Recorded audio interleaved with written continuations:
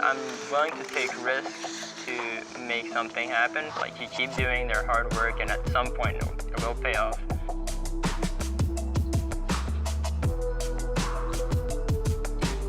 Back home in Canada, I used to play tennis and hockey a lot. The biggest learning opportunity in hockey is just the leadership, you know? You're in a tough game and sometimes you have to pass those hard messages to players, like to, you know, wake up. That's basically the same like in Fortnite and just in life in general. Just keep going. That mindset came mostly from like my father, which was coaching for, like he's still coaching now that I'm gone. He really tries to bring the best out of everyone. And yeah, that's something I guess I got from him. It's always been like, if you have an opportunity, like you've got to go for it and like work for it. That's something I'm really, really grateful about. To just have those values in me. I'm gonna try to keep them forever, hopefully, and never forget it. My brother, he's been managing me and doing a really good job at it through the whole journey of like the gaming thing and the esports thing in Fortnite. He's been like a huge part of it. I was playing console for a long time on keyboard and mouse because I asked for a computer for Christmas, and you know, that's like a big expense. He's the one that convinced them that it was worth it to buy me the computer so I could play in those World Cup qualifiers. I'm pretty lucky. I've got a good family system around me to support me through everything. Me and Pamsy, we've been playing for a long time. We've been through so much, like we know each other really, really well by now, and we're really good friends. So during my wrist injury, he waited for me the whole month to then come back together for FNCS, and I guess that was hard for him. Yeah, I'm pretty grateful for that. My injury, my wrist like basically broke down. I couldn't play anymore at all. And I got tendonitis, which was what it was, and like a half fracture. I had to take a full month off. And yeah, it's been tough because, you know, you come back after that month and then your in-game level just crashed to the ground. I wanted to come back stronger. I don't think that exactly happened, but I still think I'm better now as a complete overall player than I was at that point. To prepare to global championships, I'll just be playing scrims, playing creative, reviewing games. I think we will qualify for sure if we get uncontested. If we're contested, it's going to be way harder, but it's not impossible. I mean, it's everything. We've got to qualify. I guess the feeling I would like to have when I'm just done with everything is just knowing I've tried my best to be the best version of myself. If I know I did that, then whatever results like happen, like I tried my best.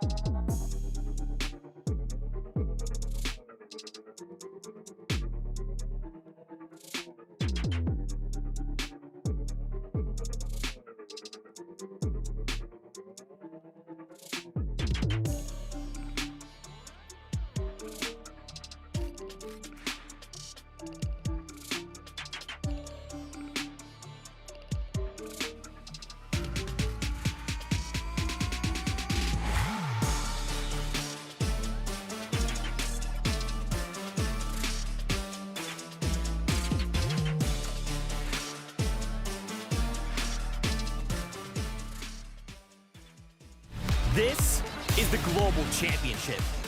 The best players in the world all battling it out. Insane matches already today.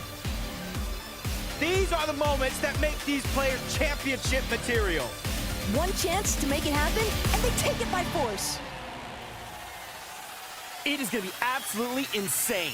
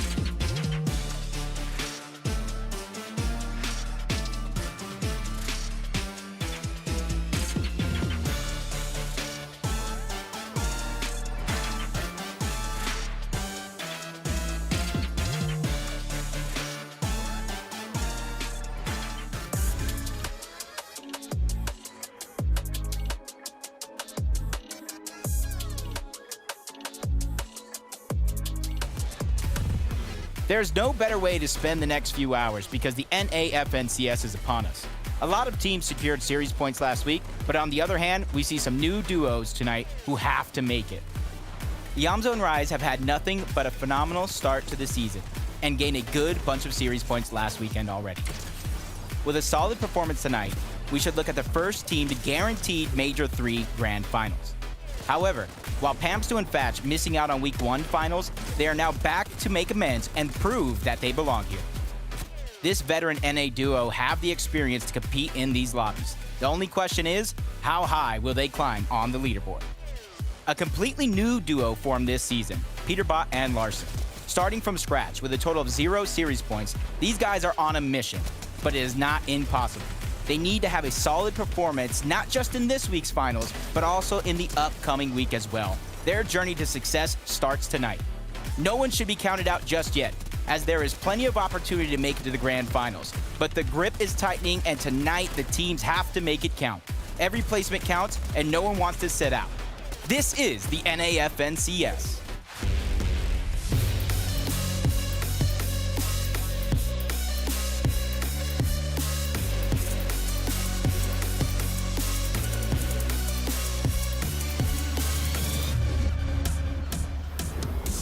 What's going on, Fortnite fam? Welcome to the FNCS. It is that time. Yesterday, we got to watch EU go absolutely insane, and today, NA is going to step up. We get to jump into all of the action, see how things are developing over here, and there's so many things to discuss, and a couple things we want to highlight, but before we do all that, I don't know if you knew about it, but Legends Landing is the thing. If you want to watch the FNCS, you're doing that, you're like, maybe I want to play a little bit of Fortnite at the same exact time, well, stop by Legends Landing. You can see the island code there on your screen right now. You've got box fights, build fights, the Hall of Champions, the Hall of Legends, a display of the Acts of Champions. There's so much to check out here in Legends Landing. So make sure to check it out. Just stop on by. You can watch the FNCS, play a little bit of Fortnite at the same time. It's really dope. Now, of course, I've got some very incredible analysts who will be helping kind of teach us and tell us about all the things happening on NA today. It is none other than Vivid and Mini Minor. Friends, welcome to the broadcast. Yesterday was EU, but now we step up for NA action. How are you guys feeling about it? Feeling good, Zeke. What's up, Mini? What's up, Zeke? And what is up, Fortnite fam? Excited to get into week number 2 for NA here of Major number 2. Listen, Mini, the series point leaderboard, things gotta start happening this week. Yeah, it's really shaking up. I'm very excited for this week. I'm losing my voice a little bit, so do bear with me on today's show. I do apologize, but I'm excited for today. The action's going to be incredible, and I can't. This is what happens when we get too excited, right, Minnie? We just yell, we lose our voices at Fortnite. It is what it is. Now, yesterday, over on EU, we kind of teased, hey, there was some things happening, maybe a new outfit coming to the game. Well, check this out. Terminator is here.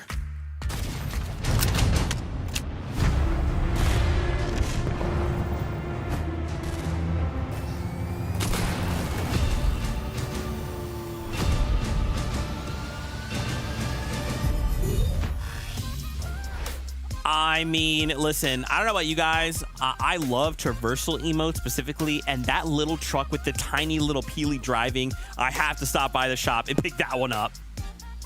I personally just love buying outfits. Terminator is definitely going to be one of them. Yep, I'll definitely be picking up in the item shop. Looks absolutely insane, and it'll go along nicely with my other outfits, I'm sure. Yeah, absolutely. Remember to check it out in the shop before it heads on out. Now, let's talk about some of the duos we'll be seeing compete here today. We have just 2 duos here that you do want to focus on. The first one, of course, is Peterbot and Larson. Now, you're probably thinking, whoa, wait, did you say Peterbot and Larson? Those are names I'm used to hearing together. Well, yeah, it's a brand new duo that is formed here for week number 2. And the thing that I think is the most interesting, they're actually contesting their opposite duo mates. So we had 2 duos at 1 POI. They split up, took the other's duo, and now it's an all-out brawl. Yeah, a little bit of a duo switch-up right here. So we had Peterbot and Quanti playing last week. They didn't actually do too well. And the same as Larson and Chimp, they also played together. Also didn't do too great, didn't even make it out of opens. So for this week, they've actually swapped duos and are now contesting each other just to the north of Creaky Compound. This is going to be a very, very exciting fight because both of these duos seem to have been buffed by swapping teammates and actually playing together individually. I'm excited to see how this one goes, Vivid.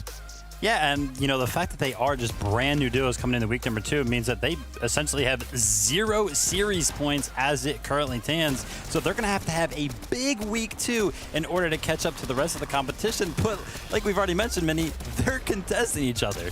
Yeah, they're contesting each other. I'm very excited to see how Peterbot and Larson do. I'm actually particularly excited to see how Peterbot does as well because he sort of had to morph into this IGL role now, of course, not playing with Quanti anymore, having to lead Larson today. And he hasn't really done that since back all the way in Chapter 3 or the beginning of Chapter 3 when he played with Byler. And we all know the result of that, of course, winning Chapter 3 Season 2 FNCS. I like IGL Peterbot, and of course, he's such a fragger as well. Yeah, and of course, he hasn't been able to replicate that win yet. We know him on NA to be one of the best mechanical players, but if that hasn't been able to produce the results, I like the switch up to him kind of taking the initiative to learn that IGL role. Yeah, they're doing really, really good. And I'm excited to see this duo perform because they need to. Of course, they didn't get any series points from week number 1 because they played with different players. Now it just means that this week and next week is all the more important for them. Yeah, and I mean, especially as we draw right ever closer to that last chance major, you have to kind of put everything on the table, right? I love that you talk about this, Vivid. You kind of have to say, what do we need to do to qualify? This is it. Let's try and take some steps forward to qualify, right? Now, the second duo we have here for you guys is Pamstu and Fatch. Now, they actually missed out last week. And then this week, Pamstu actually managed to hit a massive clutch to get them here to the finals. What can we expect from the duo coming in today?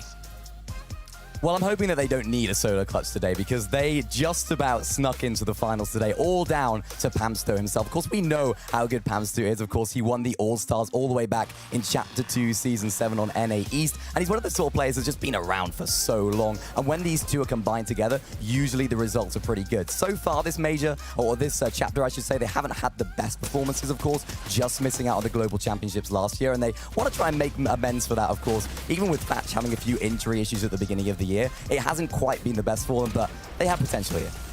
And if you're fans of Cammy and Seti over on EU, this is kind of like the NA version of them. They like to play very, very passive, low-key, and methodical in order to get the job done. So I'm excited to see what they can pull off here in week number 2.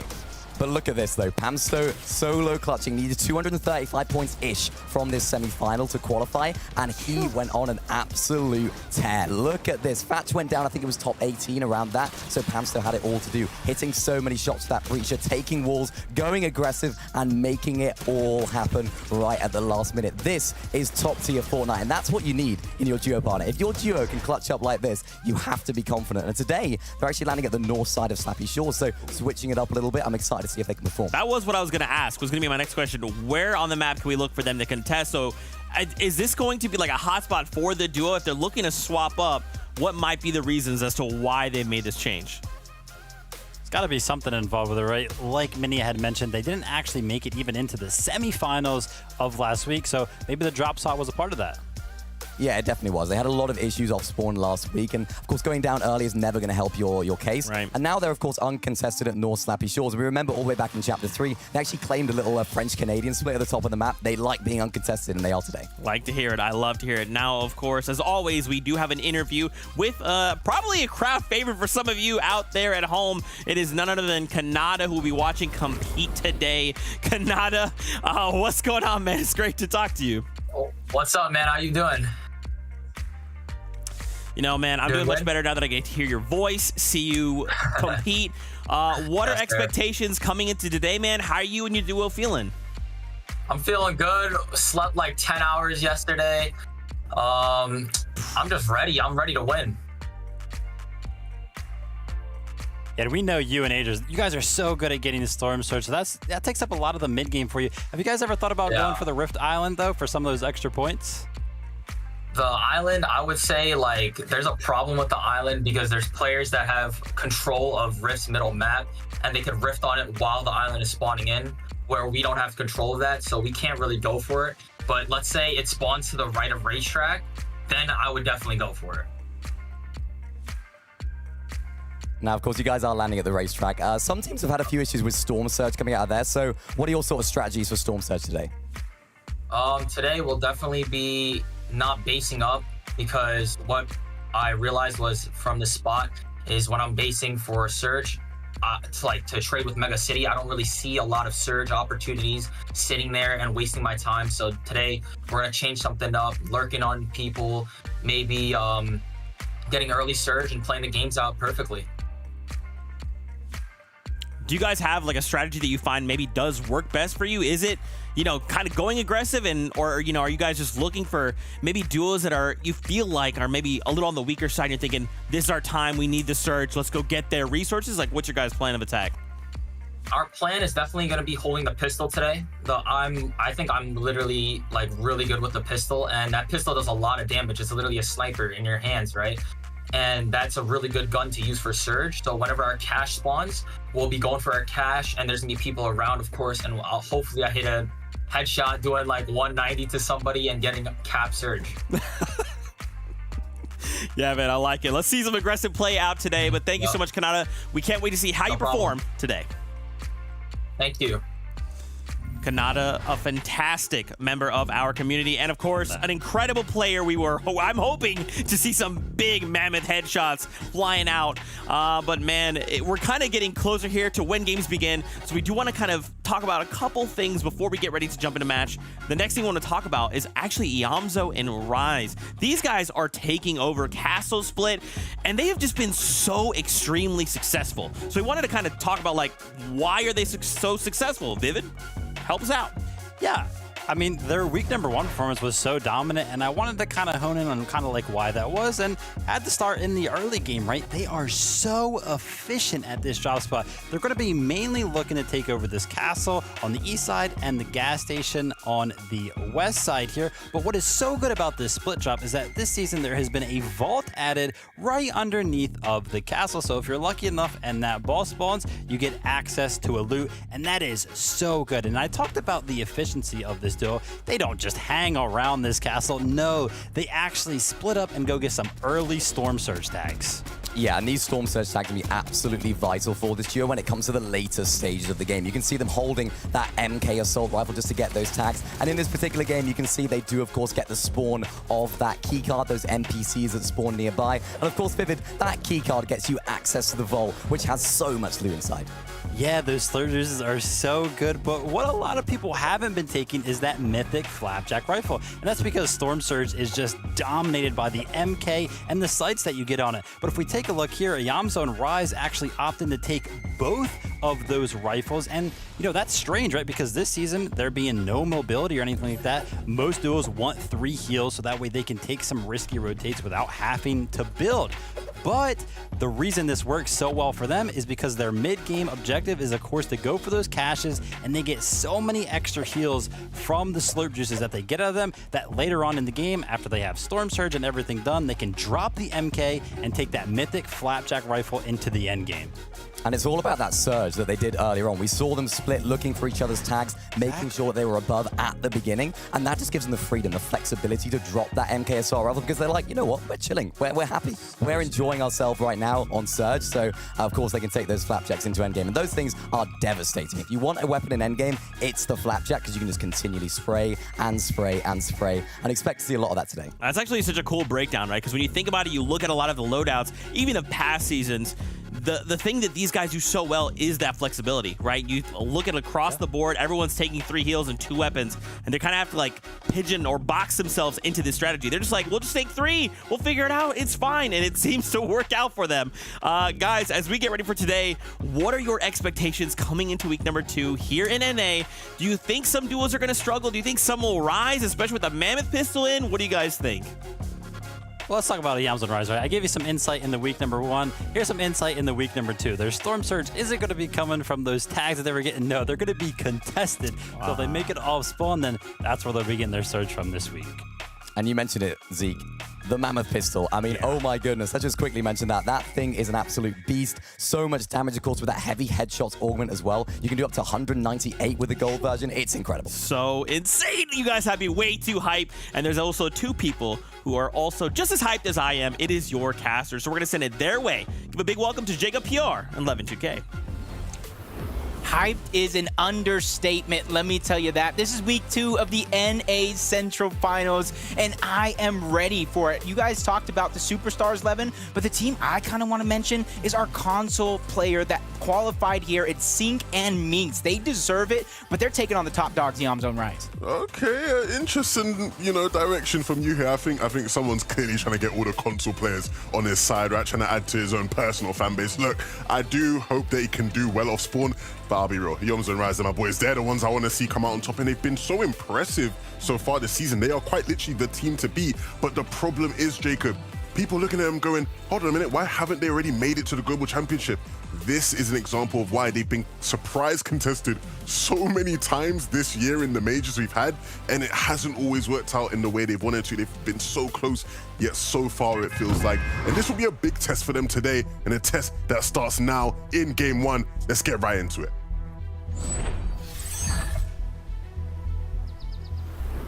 The game begins here, and for some of these teams that begun last week where they may not have the best showing, but this is the time. This is a time for redemption to really come out of the gate swinging out hot. And we talked about that drop spot, the slap and go split, and let's get right into it. The drop spot has been cleared. Rise gets the first lever, a lot of damage dealt, and down goes Sync. This is a great opening for both User and Rise because now they have a 1v2 situation, and you see they're not trying to bull rush, they're not getting greedy, they're just continuing to loot up because they know the time is already on their side.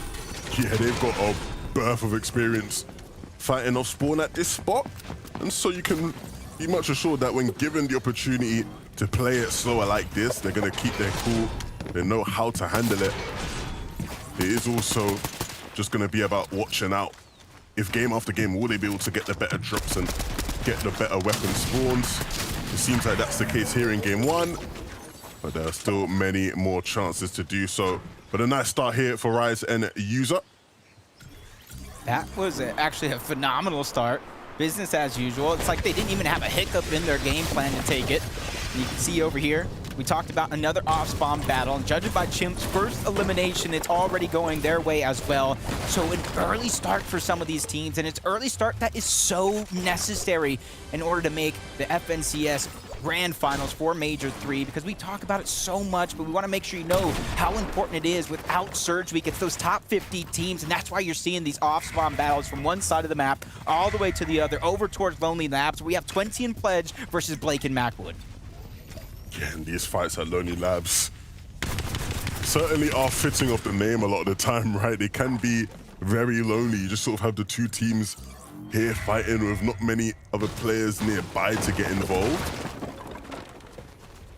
But if it does drag out too long and the zone pulls in this direction like it has done sort of this game, you can often see teams who understand, hey, these guys are fighting off spawn. If they haven't seen their names fall in the feed, maybe we'll try and get in third party. Seeing the time being taken here. Very, very passive approach right out of the gates. They realize what's at stake. And you mentioned it yourself, this zone, how prevalent it is. And Blake actually just goes down. He gets taken out by both 20 and Pledge, caught off guard. And now the numbers game is going to ensue between 20 and Pledge, but they got to be careful. Not a lot of resources on their name, especially with Macwood continuing to try and build up. He's trying to separate his opponents into a 1v1, but he gets chopped down right into the palm of their hands and sent back to the lobby early here in game 1. That's real nice. A great start to the game. Winning your spawn battle is so nerve-wracking.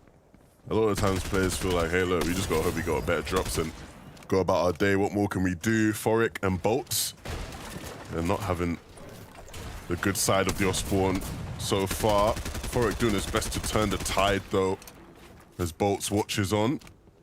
And it's not an impossible situation, just one that is going to be very hard for him if both players just sort of sticking side by side to each other. Not really going to be much of an opportunity for 1v1, you'd think. Denied an opportunity there. Great job. That's nice. Playing defensive. You said it yourself. Thoric is just clapping back with a round of applause for that one, taking the fight. And this is a huge momentum shift because typically it's Bolts you see in those clutch situations. I love that, though. You see the intuition, thinking on his feet, and catches him out as a result of them. They genuinely were not expecting that at all. They thought, yeah, there's a wall here. We're good, you know, perfectly covered. And he said, nah, I know this spot better than you. And sometimes that's what it comes down to, Jacob, right? Knowledge of your spot. That map knowledge is so key. And he knew, hey, look, I can take shots at them pretty easily behind that. Kind of got pushed off of Frenzy Field. That's where they begin to land. And this fight over here, you can already see, it starts off with Quanti and Chimp with a 1-0 lead over Peterbot and Larson in the off-spawn battles. And you can see it costs them a lot. Their materials low, ammo low. And now they're going to have to spend a lot of time here trying to mat up, grab those resources. But some of those teams are still battling in the early stages of this game. Poyo and Sphinx, they already have their global championship spot secured with a top 3 placement in Major 2's finals. So for them, it's about practice, building on that chemistry, and making sure that they're set for that global championship. Yeah, for this duo particularly, it's about rebuilding chemistry. Yeah. These guys were on the verge of splitting up even after securing a qualification spot for globals. And so very much, you know, this season could be make or break for their chances. If they can have another good season, it show that, hey, look, they're right back on track. Things are looking hopeful. But Poyo very much wanted to stop playing with Sphinx, and Sphinx wasn't really willing to let him go. So we'll see whether or not they can get back to good spirits, get back on the same page. You gotta be careful too, because this third party, the longer this one takes, you already see it on the minimap, inching closer and closer. Sphinx is gonna get the first on the Capalot. Thanks for the little help from Vanillas. That was that third party. Slowly but surely rotating over. Convict and Vanillas have a ton of experience. For Chapter 3, Season 3, they had a close shot at winning the championship into the final game as Convict lands a monster of a mammoth shot onto Capalot, trying to get away. He's using the wind tunnels, and it does look like he is going to go down, thinking outside of the box to try to escape, but it doesn't work out. Yeah, Convict with the nice mammoth shot, and Vanilla's finishing it up with AR. And I think that's a combination we'll see plenty of today. At least one player in your team has to be carrying a mammoth. Like, if you're not, what are you playing at? What have you been doing the past couple of days? It is the weapon everybody is talking about because it is so powerful, so effective. In all parts of the game, it's effective, but especially for these teams who are trying to rack up damage for Storm Surge. One headshot here or there throughout the mid game is going to do you wonders. This is where Cold, Acorn, they go and travel around this location so much, and you see they're just looking for those players at the top of Mega City. Everybody around the map that's building their surge bases high in the sky to see who he can get damage on himself. And just like Yamzo and Rise, Acorn and Cold have a tendency to split up on their drop spot to try to loot as much as possible. And you can see nobody really showing them anything that they're looking for, and that's what they're going to continue to be on the hunt for what they need.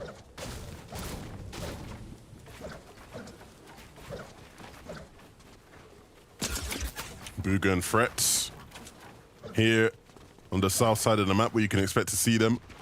You were saying to me off camera, Jacob, you were surprised by how much space that the region allows them to control here. Yeah, They command a lot of respect from their game plan. We even saw it last week when Kenjutsu Crossing was contested with 2 teams. Bugha just strolled right on over, took and gobbled up a lot of that loot, and even third-partied along with threats a couple times. Yeah, and we often talk about people conditioning certain positions when it comes to the end game, but you always begin conditioning right at the start, right? You want to let all the teams in whatever spot you land in know exactly what you're going to do if they are messing around in any sort of way, and Bugha and Threats have definitely done a good job of that. It's an interesting fight because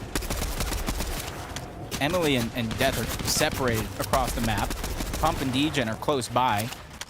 They can easily try to 2v1, but you can see that very, very low on resources. This one ends up into a build fight. It's going to be chaotic, and right now with a third-party team coming in, Aminish and Osid is going to be one of them. They're trying to just cause so much destruction, but do they really know how many players are here? I think all they're really seeing right now on their minimap is that somebody possesses that vault key, and they want it for themselves.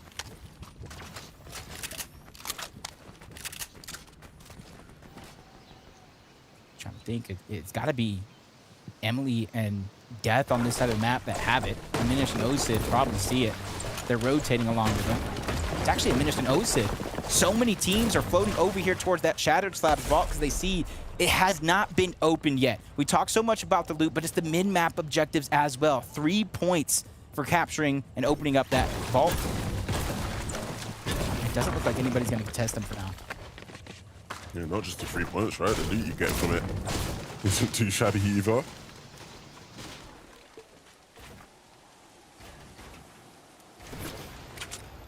Vivid broke this one down before the game. And it's not too far from their drop spot as well. And this team, they actually have studied, along with their coach, they've studied a lot of the possible potential, I should say, weapon cache spawns that do go around them. So that's how they're able to eye and get a lot of this loot, because it spawns between 2 teams, but the Mammoths cause some destruction in Ryze's game plan. And that's where those extra slurp juices are going to come in handy. Yeah. We'll be thankful to have so many of them.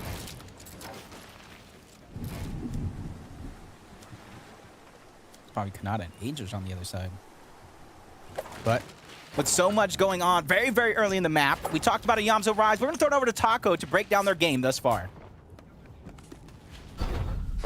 Thanks so much, Jacob. And the exciting part for Yamzo and User is that they are the original kings of the castle. Secluded Spire, Slap and Go split, but the castle is really what it's all about just because of the vault that's maintained inside of it. As soon as High Card is spawned, he is quickly eliminated as well, because Ryze and User know that all they want is to acquire all of the legendary loot that's inside of it, from slurp juices to the mythic weapons. They just know that they have everything available, so this game could potentially be in their hands. They won the off spawn. Will they win the match?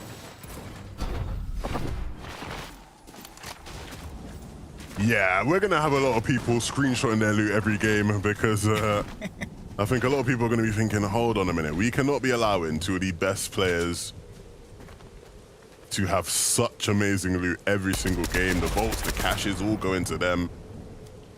Great positioning and understanding of the map. It's a recipe for success that will keep yielding success as long as they can win the off-spawn fight against Meath and Sync. I feel like we're seeing a plan in motion right now. Typically, we do see this for teams to kind of get that weapon cache, and then they can keep going from there. This time around, it almost looks like they're planning to use that rift to get on top of Rift Island. It's just the potential, as you see a lot of those arrows in the mini-map looking in that direction. Eyeing, seeing, is that 15 points? Is all that loot worth, especially here in Game 1? Trashy, Clarity being there, Poyo and Sphinx right below. Bucky and Okus versus Vanilla and Convict. Those are the 2 teams waiting towards that rift. Okus gets tagged up. Vanilla gets dropped down. Convict and Bucky are in the same box, but Convict's doing a good job of trying to bounce around. But Bucky and Okus are just too much too early on. And they're a team, Levin. They're not afraid to go for this Rift Island game after game. That was incredible. The speed of that fight was just unbelievable. Both teams rapidly making their way up to the island, ascending to the top before one team went crashing down. And Bucky and Okus, like you said, are going to be a team that we see in these fights all day long for this spot. You see it here.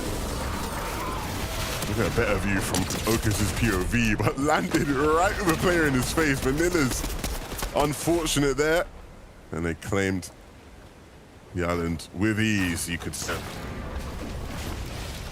That was a good sky angle too. Watching them all drop down. Just Vanilla's landing in the wrong box. Gets taken down. So you can see Rift Island possibly going to Bucky and Okus, who actually are positioned very, very high on the series point leaderboard up into this point. It's almost like a resurgence of Bucky and Okus. I talked about what they were doing in Major 2 and how they were taking advantage. But a new team this season, Trashy and Clarity. You see, they hear all that noise going down nearby, and they're just peeking through the cone, seeing, is this something we can take advantage of, especially depending on where they're at when it comes to Storm Surge? They might have to go. Ooh.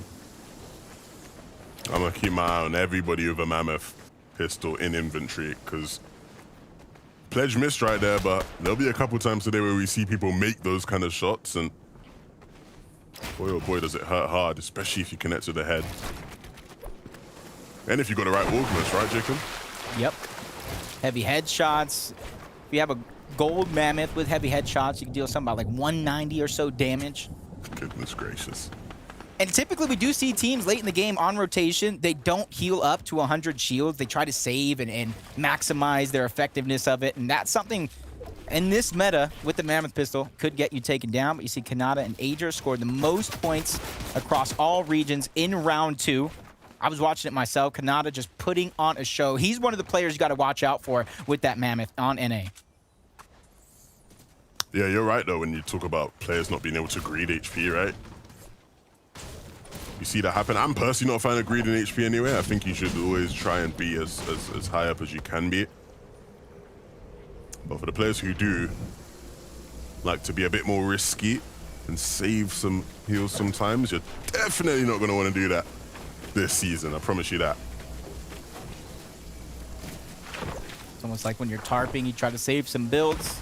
It almost has to be ingrained in a lot of teams' brains here as Skittles and Aviv making a far rotation. They're almost daring anybody to peek and take a shot at them. Both of them ready on a whim with that Mammoth to try to take somebody out. Possessed, you got to stop playing with your food here because that could be you who gets eaten up at the end of the day, especially since a rotation is needed not only by these two teams, but you see 3 more at the top of the minimap that also need to rotate and figure out where they're going to go on what would seem as a minimally congested side of the zone.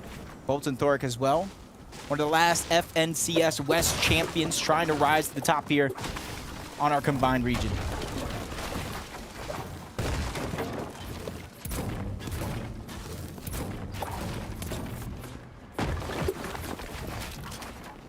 And you can see their damage right now when it comes to Storm Surge. 439 above. They already have 2 eliminations because of that early game contested drop between Sync and Minx. So for them, they did a lot of the hard work, heavy lifting early on in this game, and now they can just sit back, wait for a lot of those opportunities to naturally present itself as it continues on. Nice shot there from Duke. That'll be nothing more than just a warning shot for an extra bit of damage on the Surge total as they make their way onto zone. Moving through this little river here. Very aware though of all the different players based up on different hills around them. You can see their Bugan threats causing them a bit of an issue as they try and make their way in. You see at one point or another, Duke and Edgy, they were just almost instantaneously trying to rotate, get it ahead of a lot of the teams. And without mobility this season, that's going to be one of the keys to success in rotating, especially when you do get a far pull. A lot of those teams on the north side of the map have been running for ages. And that's where you see even Death and Emily from Shattered Slabs, not the best when it comes to those resources. We saw them in the early game scuffle with about 3, possibly even 4 teams, and add on to the fact of the far rotation that they have to go, they're going to be looking for some sort of refresh here. It's all about the information that they're gathering, and as soon as they get to zone, that's where they're going to need to figure out when and where they're going to execute. I think the big thing here is that they're going to have to try and sort of ward off some of these other teams trying to get onto this side. You have to be very proactive and almost being overly aggressive towards the team so they don't want to claim the space you're trying to claim. Pause and back up. I'm also focused on just trying to white line into zone and find some sort of position. This is the combination that kind of scares me. I know even Miniminer was talking about a little bit, the Breacher Mammoth combination. And the stat was even yesterday on EU. At the time, more players were getting eliminations with the Mammoth than the AR. And that's what you see in this combination and the willingness to drop it as the game goes on. You can use any variation of the shotgun with the Mammoth as kind of a double pump. And due to the high damage output of the Mammoth alone, it kind of works as a double pump, the name suggests. So you got to be very, very careful at almost every stage of the game. I don't think any box is safe this season. Fatch and Pamsu now set up really nicely here in the zone. They're one of the only parts of this side of the zone where there's actually land for you to sort of build on and attach to. Also tracking their journey back to trying to get to a decent level where there was once a time where Thatch and Pamsu considered them one of the best. Of course, injury problems sort of derailed their progress as a team, and so now trying to get back to their best form.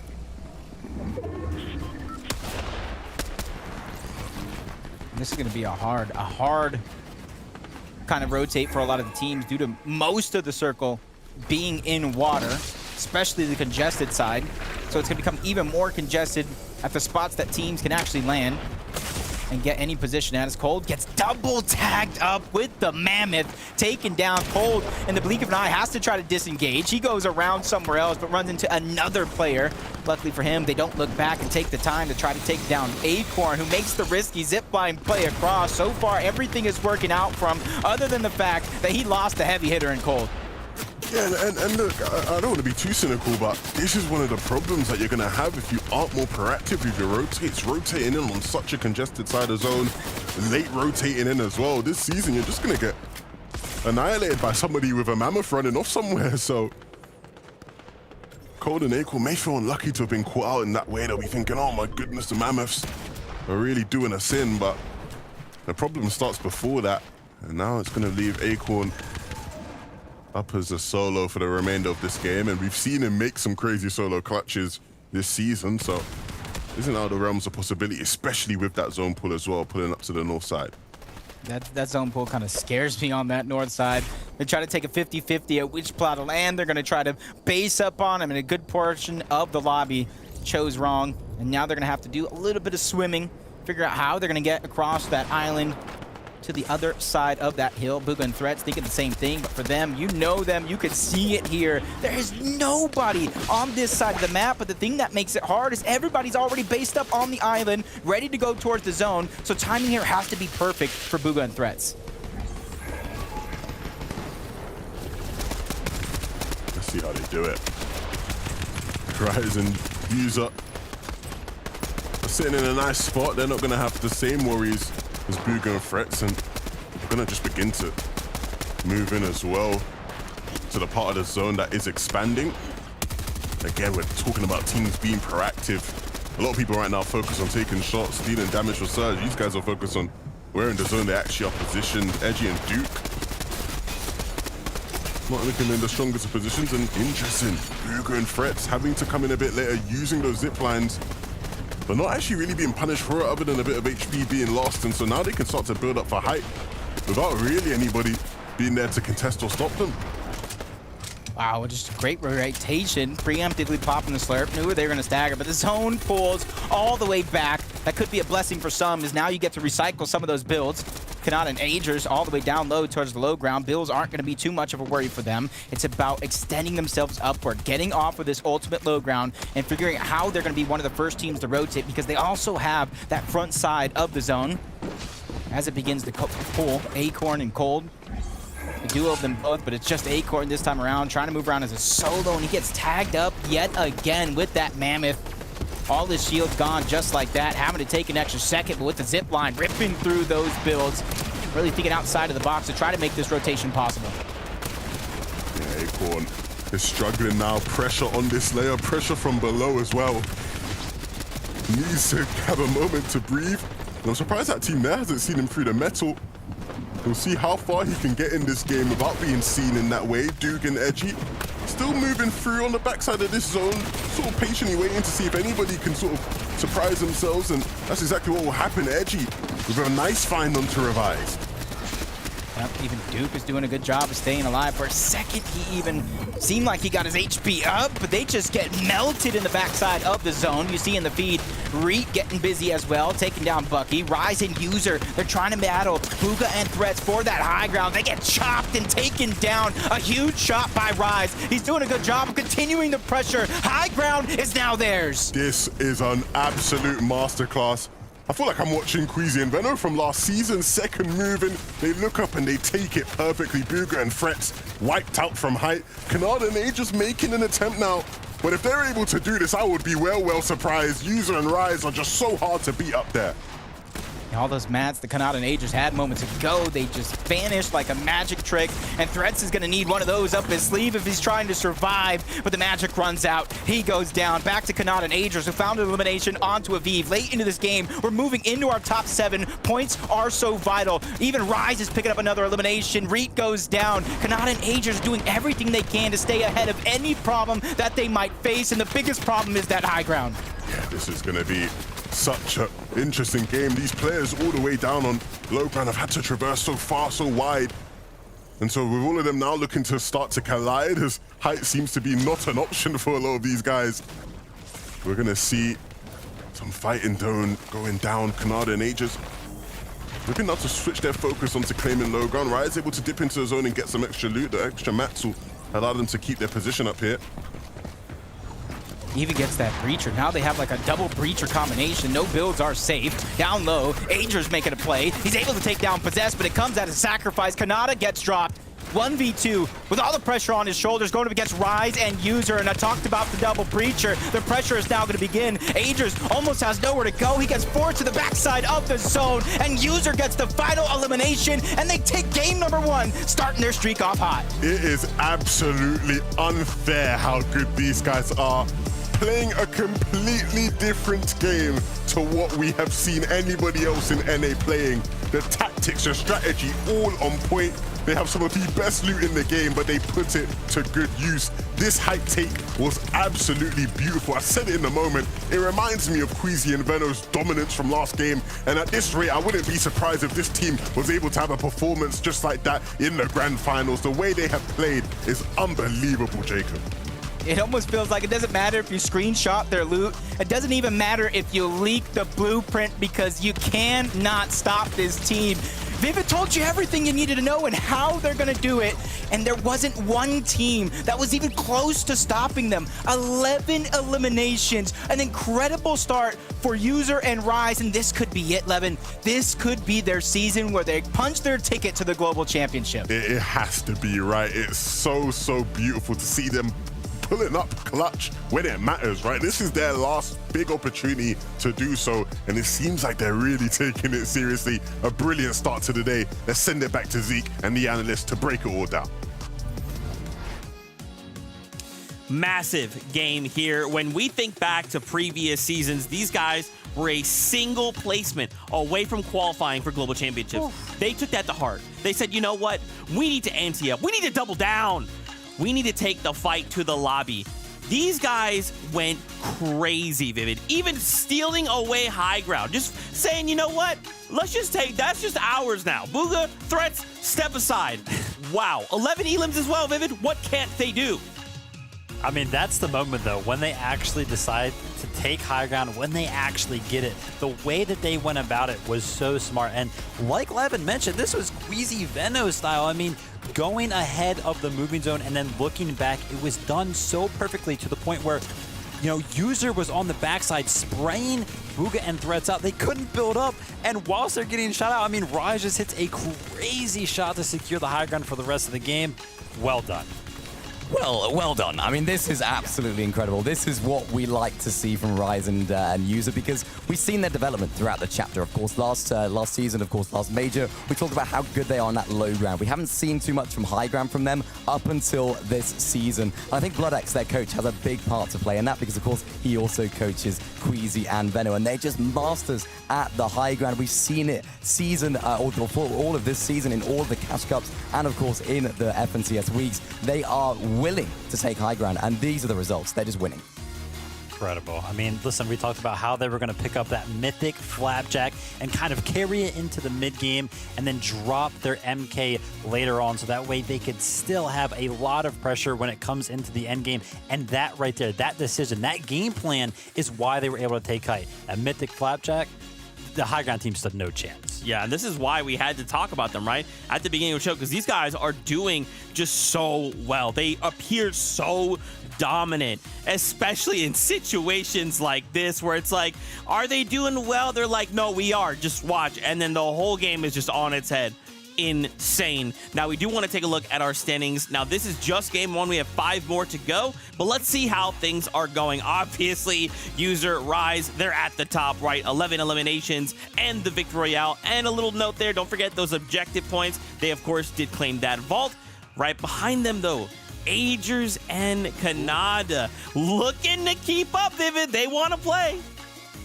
I like this, and I like this for one reason, because Kanata just told us in an interview that, listen, when it comes to Storm Surge, they're going to switch it up a little bit. No more of this base and up stuff. Let's go look for some people that we can prey on and get some sneak shots in, and it worked out perfectly this game. Yeah, and he spoke about it. He spoke about, of course, that mammoth pistol. He had 2 of them in this game, so he was definitely feeling the aim with that particular weapon. And, of course, these guys are uncontested at racetrack. I almost feel a little bit more confident in them being uncontested than of course, User and Rise, who are contested. Ooh. So if User and Rise can't consistently win off spawn today, then they might run into some problems. But for Canada and Ages, a perfect start, because when the when User and Rise are in the game, there's absolutely no chance for anyone else. Yeah, they are definitely going to make it difficult to try and operate, right? It is a lot like, in that way, right? They're in the lobby. Suddenly, you just aren't allowed to play because he's just running around dictating where you can and can't go. These guys are doing that. Let's take a look at the standings again. A couple more duos to highlight here before we jump into the next set of games. Remember, once again, 5 more ahead of us, but let's take a look. We see in that 3rd place, we watched these guys. They were holding on, 5 eliminations, the 62 points, so high up in that placement. Even someone like Baka and Pars, right? These names that we're kind of used to seeing a little bit week to week. Pars, I feel like, when have I not seen Pars in a lot of ways? Like, this guy's just been around forever. I want to see the high placement coming out after today. Yeah, duo definitely to keep an eye on when it comes to making it to the end game pretty consistently. As you can see here, it's going to be the low ground. It's going to be favored by this duo because once they get a hold of it, mechanically, they can do very, very well. Yeah, they really can. And what I noticed about this duo is they're actually reusing some of those builds from all the other teams in the mid-game to rotate. Yeah. Of course, with this Mammoth pistol being in the game, everyone is overbuilding in mid-game to try and guarantee that you're inside of the zone. Packer and Parr just thought, you know what, we'll just use those as our own rotation. And that's what got them into the late stage of the game. And that's why they were able to get a solid placement, even without too many crazy refreshes. I do want to highlight as well, Booga, Threats, they're in 10th place, right? Yep. Now, envision this game had gone differently, right? Envision a game where User and Rise did not turn around and just 166 them to the dome with the Breacher and just say, you're done playing. Nice try, stop, right? Like, even in a situation like that, these guys still end in 10th place, Vivid. There are so many big names that are just going to make serious impact to these standings over the next 5 games. Listen, you're talking about Booga and Threats right now. Let me take a second to tip my hat to them because, me and Minnie, we were talking as that game was going on, and they were like on an island, and they had to rotate into like 40 players, and we were like, yeah, how are they gonna do that? And it was genius. They went ahead, tanked the storm, took a late zip line ride, and then they were on high ground, which of course we know how that ended up, working out later on, but they had it. I loved seeing that from them. Yeah, that was a really great play. Just making sure that they could use all of that experience to know we don't have to run into zone. We have the heals to sustain ourselves. And then, of course, because you are so late, everyone else has already positioned themselves in the game. So you know if there's no high ground. You know if there's no one that's set up for that play. So they could just survey the area, think, actually, no one's going for it. Why not? Let's have a go. And of course, ultimately, it didn't quite work out for them just because of Ryze's classic, incredible play at the front side of zone. They didn't really have enough materials to tarp to that side, but really, really great stuff from this duo. And of course, that was a zone that was right in their back garden, so I wouldn't expect too much less from them. So we'll see how they do on the maybe the further pulls. Love to see it. There's so many things these duos and NA are looking to show us right. Big plays, little tech things like that rotation, so clean. And of course, with 5 more games to go, we still have a lot to see. So you know what? It is time. Game number 2 is upon us. Let's send it back on over to our casters to get things started. With how incredible this season has been up until this point, User and Ryze, they have to be the team to beat, from cash cups to third-party tournaments and everything in between. They are looking like the strongest competitors. Yeah, 100%, by far and away. And look, I'll give you some insight here on just how strong these guys are. Some of the best EU teams, I won't say their names, I don't want to name and shame them, but just beware. Like, I'm talking FNCS champion level teams have been watching these guys and are like desperately trying to learn what these guys are doing. That's how you know it's on a different level, right? These guys are unbelievable this season. They have everything down, pinpoint to a key, and it's working. We're seeing that here in game 1. I'm sure if they can win off spawn, we'll see it in game 2 as well. Yeah, everybody's talking about the POI. The POI, it's a slap and go split between the two. And to me, it's not just that. And it's not even just the vault that lands there. It's everything that they're doing from start to finish in every single game. I think Ryze has really emerged as the go-to IGL this season due to the lack of mobility. And we're going to figure out if he can continue that streak, because game 2 is right now.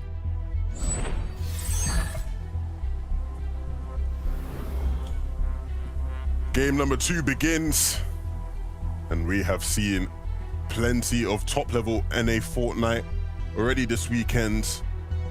But I think that game there showed exactly why ESRB and Ryze are considered the #1 team right now in the land. Everything they did was so on point.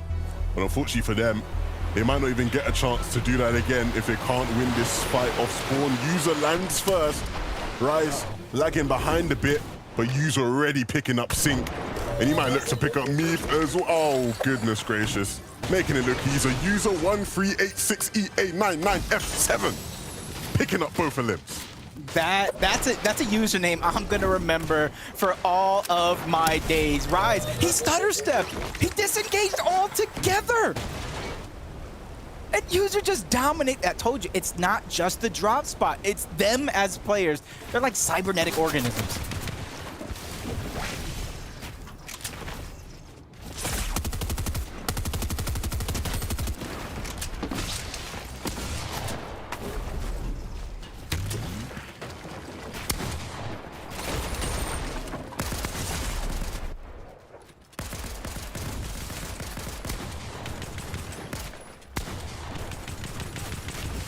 To get this limb. Oh, okay. Interesting. Well, Quanti won't be getting that one. And so now there's actually a real chance here for Larssen to come out through and win it. He's got shield. Chip doesn't. Mario, how does that happen? Quanti and Chimp. I think that's a bit of a choke from them. They shouldn't have won that, Jacob. It looked like Peterbot was playing it creative there for a second, trying to go for some highlight plays so he could upload it later, going up and down the zip line, trying to make a cheeky wall grab, and he goes down. But the lucky thing for him is before he goes down, he at least took down Quanti. And the thing here is that Siphon didn't necessarily help Chimp at all. None of the mats, because Larssen knew exactly he was weak, probably had Peterbot screaming in his ears to go, and finish that elimination. Quanti will be kicking himself there, because there is no reason he shouldn't be picking up that limb. He already put in all the hard work. All he had to do is just hit him like once or twice with a couple bullets and it would have been done, but apparently not here. So, Peterbot and Larsen's story will continue, and that rivalry will continue. Of course, Peterbot was playing with Quanti and decided he didn't want to play with him anymore and he would instead play with Larssen. Now both these teams contesting each other off spawn, and that is always interesting to watch that kind of rivalry happen. And the thing is, I'm not sure Peterbot and Larson know how lucky they just got. Reed and Ritual were ready to clean that one up. They smelt the weakness, and they were going, but Tony and Cat just beamed them with the MK Alpha from the side, stopped them in their tracks. And now everybody here is going to have to think about what they're going to do, because Tony and Cap, they got their surge. They've done what they needed to do in this position, and they're just going to disengage and go on with the rest of their game. I like it.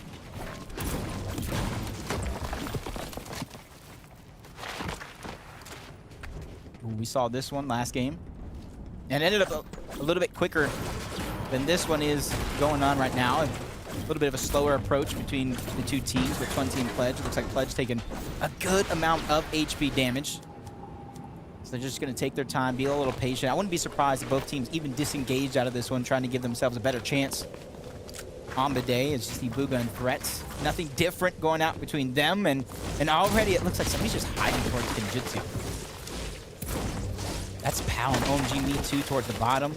I don't know if Threats Buga know they're there, but this could be a good opportunity with the high ground that they have. You add in the Mammoths to do a ton of damage on their opponents.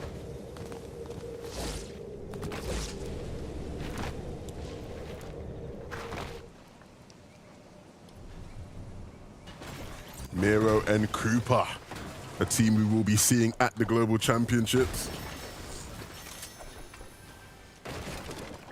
I was a little surprised to kind of see them switch drop spots, but seeing where they're at now, I get it.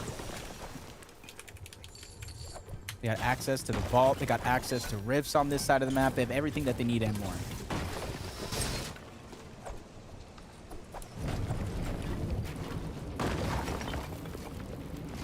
One team that's taken a passive approach back on over towards Lonely Labs. We talked about the capture point. You get all the loot, push your opponents off, and Lonely Labs is still in the zone, just like last game.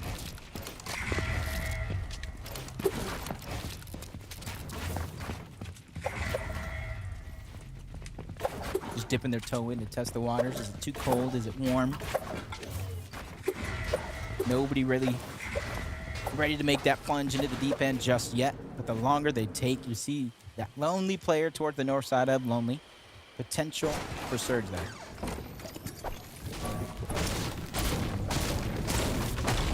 So I've just received a message from the coach of Yomzo and Rise after that win, and he has said to me I should stop leaking their strategies.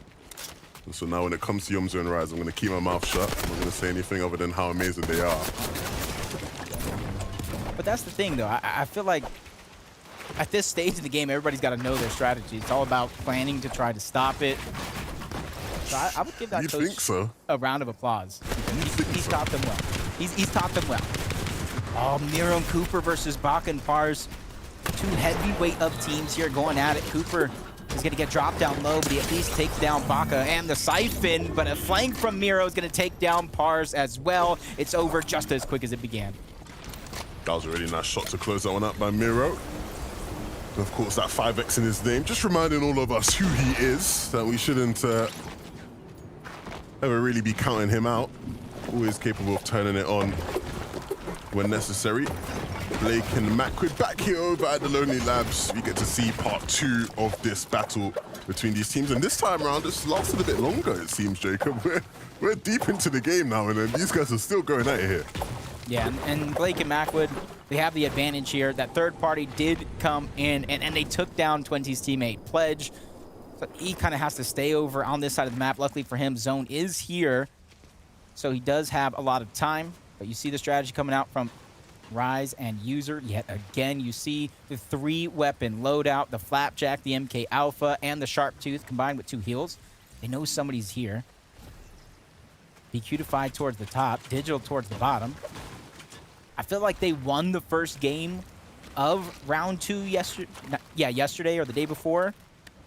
And they were on fire ever since. Same thing for Rise and User. Nobody really wanted to bite off more than they can chew too early on, especially since Rise and User are approaching from the low ground. Yeah, what can I say? So, look, by order of Blood X, I can't comment on any strategy here. So I'm just gonna say they gotta keep doing what they're doing and move it on. Frets and Booga. There is no court order on these guys. I can talk freely about them, and what I will say is, I think we've definitely seen an improvement from these guys when it comes to some of their mid-game rotations and being able to get through difficult situations, being adaptive, being flexible. They've seen almost every facet of every game so far. Because they land here and there's not that many teams, they command a lot of respect. They only have those 2 eliminations so far, and you see them taking all the time in the world, but with Pledge still alive, we're seeing how it happened. The 3-2-1 coming out from Playify and Static, Mammoth and the MK down in the blink of an eye. And you're really seeing the Mammoth this season take over these games. No more peeking for no reason. You have to make sure that every second you spend in the open is a second that you're at least watching your back. Don't peek him. It's just so it's like having a sniper rifle, but that you ain't got to worry about like the bullet drop stuff. You know, it's like you finally can be Thomas HD without having to be Thomas HD. I think you're right, because sometimes I'm feeling too nice with the Mammoth myself. But you can see they boxed up on their loot cache, extra slurps, agers around the block somewhere else, making sure that they solidify all the surge that they're looking for. Enpen and Byla switched up their drop spot last week, trying to find something new. Bucky and Okus, you've seen them battle for Rift Island in that last game, and right now they're just trying to take control of this loot cache. Primarily for the extra slurps, because if you look at their loadout, they're kind of stacked up already. Yeah, it doesn't really get much better than this other than adding maybe a couple more slaps. So that's what they'll do.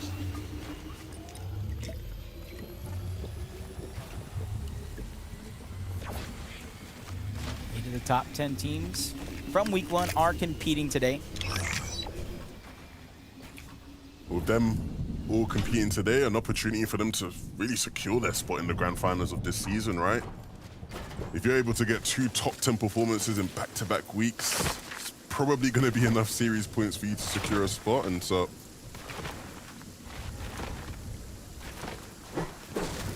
that's the thing. While some teams had that good week number 1, others are going to have a huge performance here. Fatch and Pamsto being one of them. They missed out on that opportunity. And now, so that they don't kind of put themselves in a tough situation, I think a top 10 performance is going to be needed. Otherwise, it's going to be all or nothing in week 3.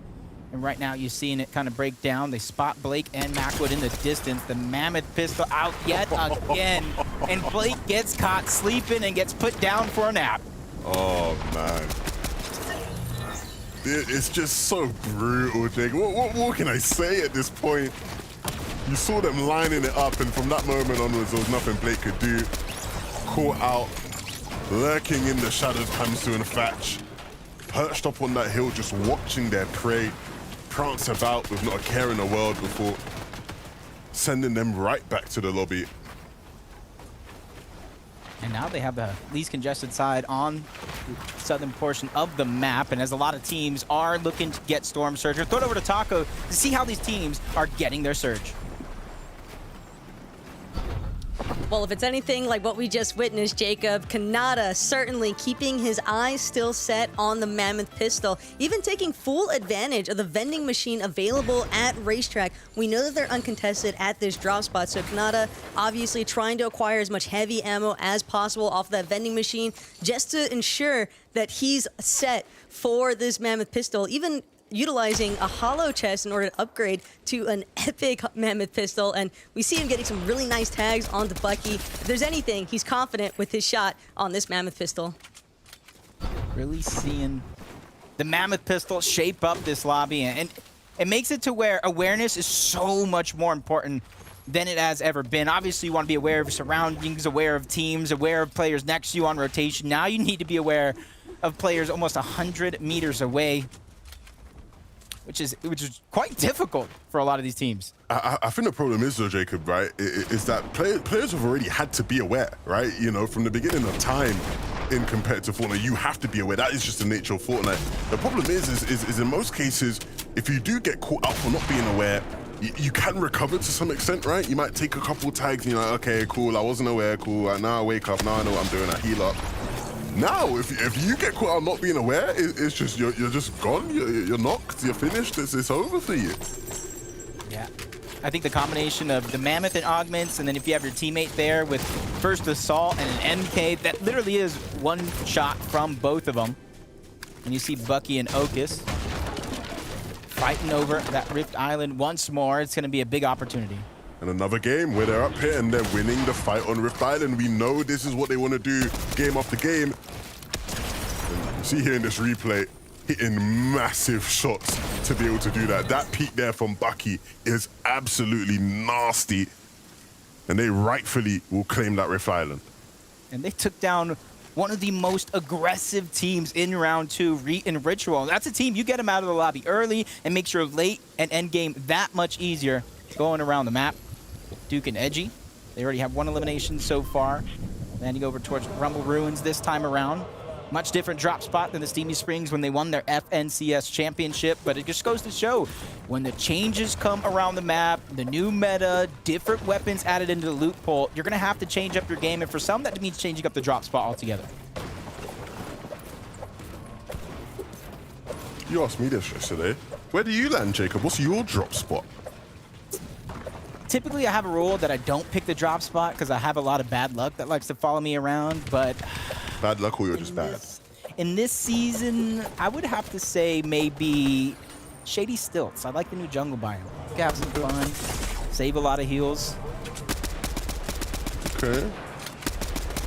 Right near Sunspoon Lagoon, where I had a lot of fun capturing those quests. Zuko and Possess having some fun towards Mega City. Second game in a row. Yeah, they had a really good game. Game 1, sitting in 3rd coming into this one. See if they can continue that pace. The consistency is going to be key. And I like what they're doing here. They're just trying to get away from all these teams that are staggering themselves backside of zone that are probably not as good as they are on Surge. So they're just trying to separate themselves. That way, if they do get beeline, they have some time to figure out what they're going to do. Acorn and Cold, they did more than enough to solidify their position on that Surge leaderboard, over 1,000. And now they're getting able to pick and choose what resources they want to take along with them. Unlike the 3 hills out of Rising User that we're seeing take place, it does look like they're going to go ahead and have that Mammoth along with that MK Alpha. It's really a game changer this season. We're able to see a lot so far, and you're seeing those extra heals getting tossed. They don't want to go back in the zone for them if they need them, so they're just trying to toss them into the zone, kind of something in their pocket for later.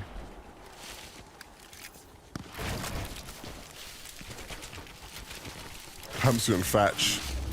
I mean, we talk about good loot, doesn't really get as good as this. They are looking really nice. 4 slots in inventory of Hamstu max materials. Of course, mythic munitions, giving him that mythic pistol. Pump that hits very hard, and then of course, what most people will say is the best weapon in the game right now, the Mammoth in hand. That's a really nice setup to have going into this game. Yeah, and you take note, they were just going deeper into the zone. They know that south side of where it's at now is going to get congested by a lot of the teams, particularly NPen and Bila, who are going to be forced to travel north. First, they're going to pop that slap smash. That way they can get as much distance covered as possible.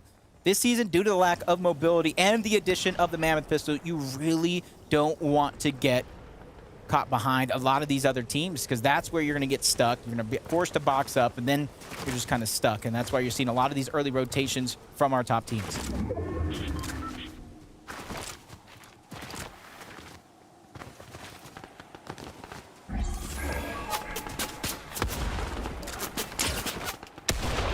Wow.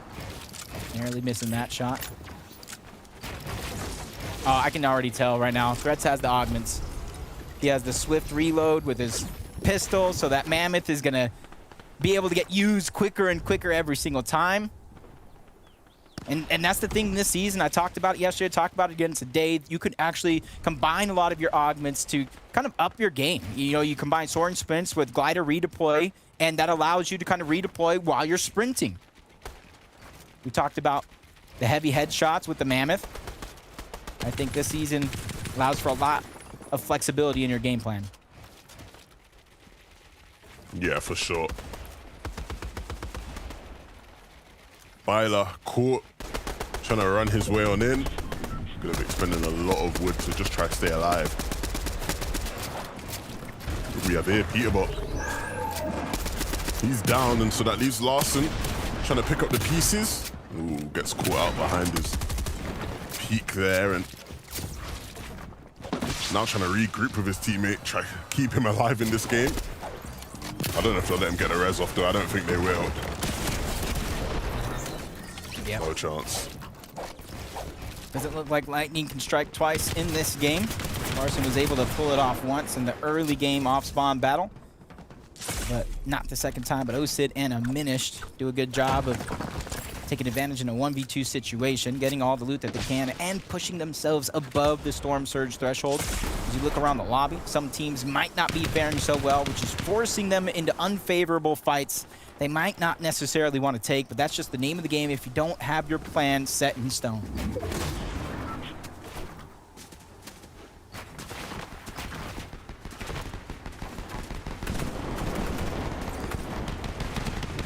Canada running their way on in now. You see him, Aegis just looking side to side, making sure nobody's got his eyes out on him, and they found a really good timing because there was really nobody taking any sort of shots at them. Everyone focused more so on their own rotations. 213 above. They actually just got a cache not too long before rotating in towards these zones. Those heals being that much of a difference maker. We'll talk about those heals. Enpen and Byler are going to need some eventually. 3 slap splashes isn't going to be enough to last them into the end game, especially combine that with the fact that they are down on Surge for now. Enpen found somebody he feels comfortable at least starting this engagement with. Piece control goes over. That's Poyo and Sphinx on the other side, and the tags are there. Byler just takes a huge amount of damage, being forced to pause for some concern.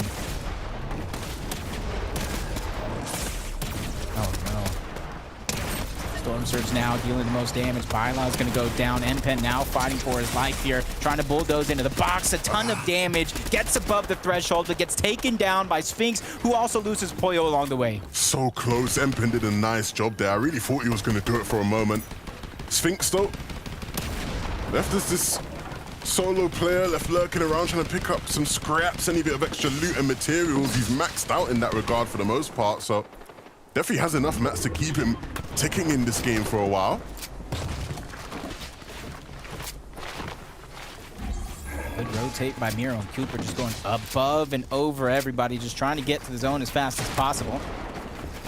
And you can see they're using a lot of their wood early on. That way they can save their hard mats for a situation like this. As they try to drop down low, they're going around the teams that are trying to gatekeep on the bridge. They didn't pay the troll toll. Now they're becoming the focus.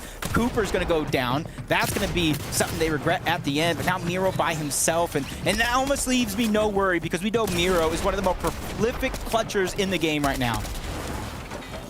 Yeah, it doesn't get much better than Miro in a clutch situation. You know he's always bound to hit some shots, and he'll put himself in positions to do that over and over again. But with his material count starting to dwindle and still so much time left in this game, so much distance, so much ground to be covered, he's gonna have to find that refresh sooner rather than later. Might be too early to hold on to it for now. You see Paper and Muzz into the distance. Another team taking height front side of zone. Canada and Aegis now forced to think about what their rotation is going to be. If they try to hold on to height, it is going to be a battle. Now it's about which layer seems more comfortable to rotate through. User and Rise find the most comfortability on that ultimate low ground. They spot a team across. That's Duke and Edgy, who trade for shots. It's Rise and User who come out on top in that exchange, and you can see them staggering themselves back. They don't want to rotate too early. They're waiting for that perfect timing, and now the elevation is going to change for the two. It could be a battle for the high ground in our future. You see them mirroring height there as well. just making sure to tarp underneath. Thatch and Pamsu have no idea where they are, can't see them. And they'll continue to tarp out for now, thinking that height is all nice and cozy. There's a good chance that changes at some point soon with EYOMZO and Rai still lurking in the lobby.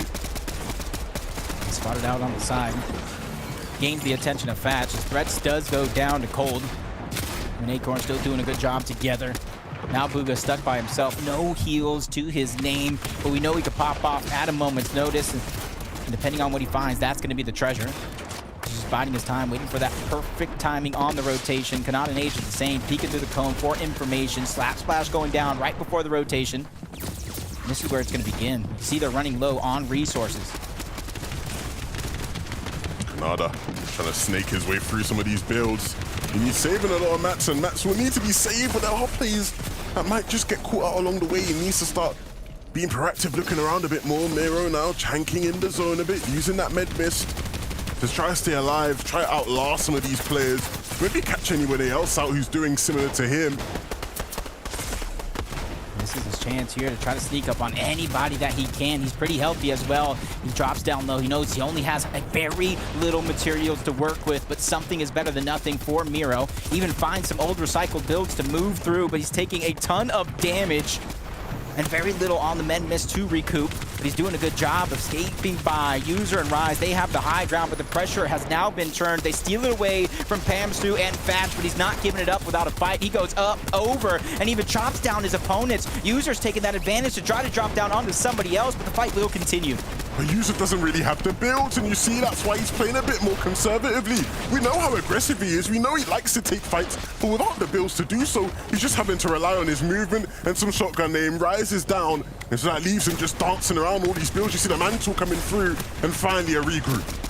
I don't know how Rise is doing it, but he's staying alive tenfold. High ground switches hands yet again. Clarity and Trashy now claim their throne high up in the sky, and they're just trying to connect it. Trashy takes a little bit of fall damage. Clarity's going to go ahead and follow him hip to hip. That's the name of the game a lot of the teams are fighting through. Yasir and Dorito, the same thing. And with Rise down, User makes a big play, taking down Bryce, but 46 HP in a dream. He's looking towards the backside of zone. This is his chance. He finds Thoric. Another siphon goes through, but he finally gets shut down by Visuals. And look who it is to capitalize on everybody else's chaos. Acorn and Cold, they're now set in the prime position. 8 elims so far this game, and plenty of opportunities to add to that tally.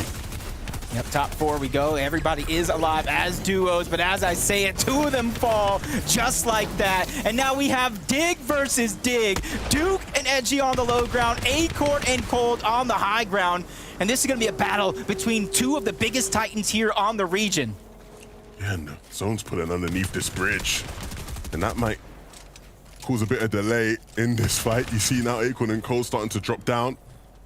They want to get it done with before so, but now both teams just waiting as we pass over this bridge leisurely.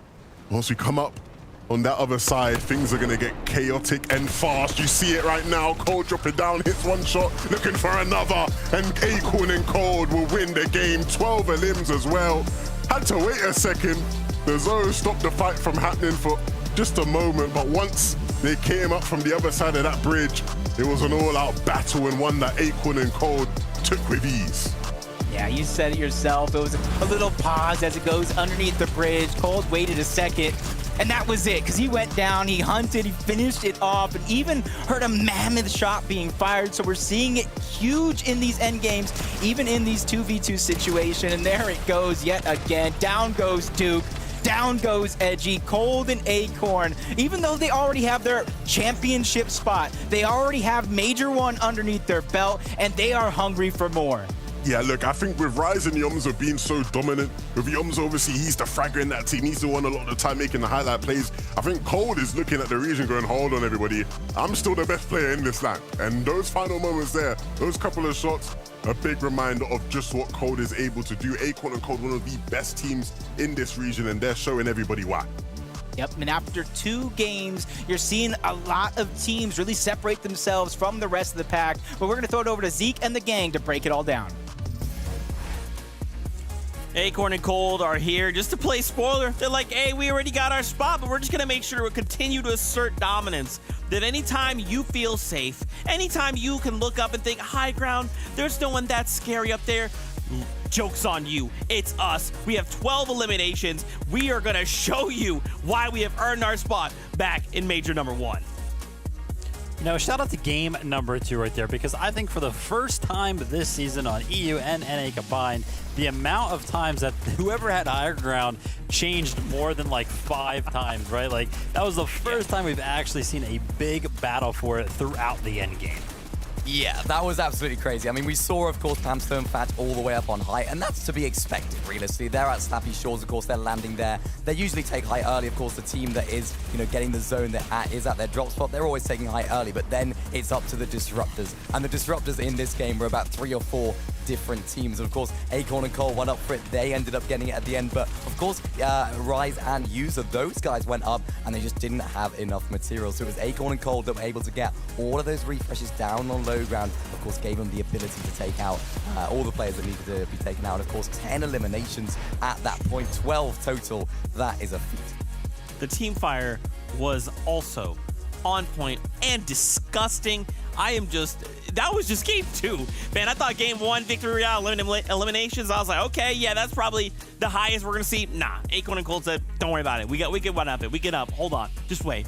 Now, of course, let's take a look at the standings. After 2 games, how are things looking? Remember, last game, Victory Royale came from Rise and User, and they're currently holding down that number 1 spot. Still, they managed to put a few things together, getting another 6 eliminations to hold down the number 1 spot.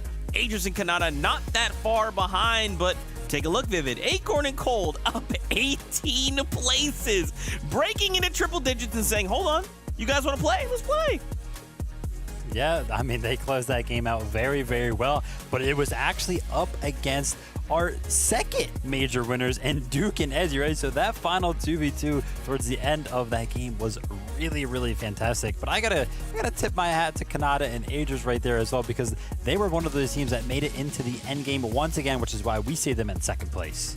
Yep, those surge strategies are working out for Kanata and Aegis. We saw them again getting into that late game. Of course, the consistency for this duo, this is what I talked about before this game. If they can keep this up whilst being uncontested, the surge is looking good, the rotations are looking very good as well, and Kanata hitting his shots with that mammoth. If they can continue, they're definitely in for the first place spot, because this is a team that have done it before. They've been the favorites all the way back in Major number 1, and now, hopefully for them, they're trying to rekindle some of that success. Dude, some of the shots he's taking, you know, when Kanata, of all people, he's one of those guys, in case you are not familiar with him, when he says he is good with a weapon, he is good with the weapon. And that's what we heard from an interview at the very beginning of the show. He was like, hey, look, I'm good with the mammoth. He was not lying. And we're going to see more games, more shots like that. Wow. Okay, a couple more duos to highlight before we jump back into more of the games. Of course, User and Rise as well. We have to talk about them. Again, this is a duo that missed out on qualification back in Major number 1, and they are hungry for that spot to Global Championships. This is that time. I feel like if they could just put together a good day today, Vivid, we could very well see them competing in Grand Finals just 2 weeks from now. Yeah, and the strategy is very, very clear, and I think it's working out so far, right? They're making it into the end game. We think their mid game, their early game is very, very strong, even considering that they are contested. That high ground attempt take right there, I mean, only like 20 builds to work with on each of them respectively. It just ended up not being enough, so I gotta go ahead and question that decision myself just a little bit. Maybe, you know, find a refresh before you go up for that. Nonetheless, still, another great game out of them. You can't question their confidence, though. These guys are feeling it right now. To go up with 20 bills and just sort of bank on the fact that you are going to take out those players on the high ground, that takes some doing, and that's a really, really great aspect of this duo that we haven't really seen from them before going into this season, so I'm excited to see if they can continue that today. And I want to put your eyes here. 8th place, Pamstu and Fats. Remember, these guys missed out last week. They did not make it to finals week of last week. Now, they are looking to say, okay, with Pamstu's clutch, we have to be here. We have to make plays. We have to put points on the series point leaderboard if we want to continue our FNCS run. They did have high ground there for a while. Though we did see the great high ground shakeup, they still know how to hold that and make it work for them, Vivid. Yeah, this is very, very exciting in my opinion, right? They know how to go ahead and take it in one of those earlier moving zones. So I definitely think we could, see them up there again and definitely take home a victory royale as well.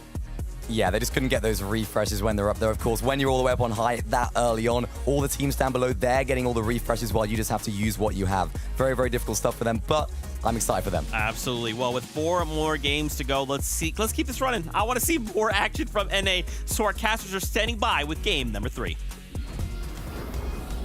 Look, Zeke says he wants to see more action, so we're going to give Zeke what he wants. He's the boss around here, isn't he? So look, 4 more games left. The first 2 have been just star-studded, right? We've seen the best of the best teams in the region showing up in the end moments. Really, really big, Jake.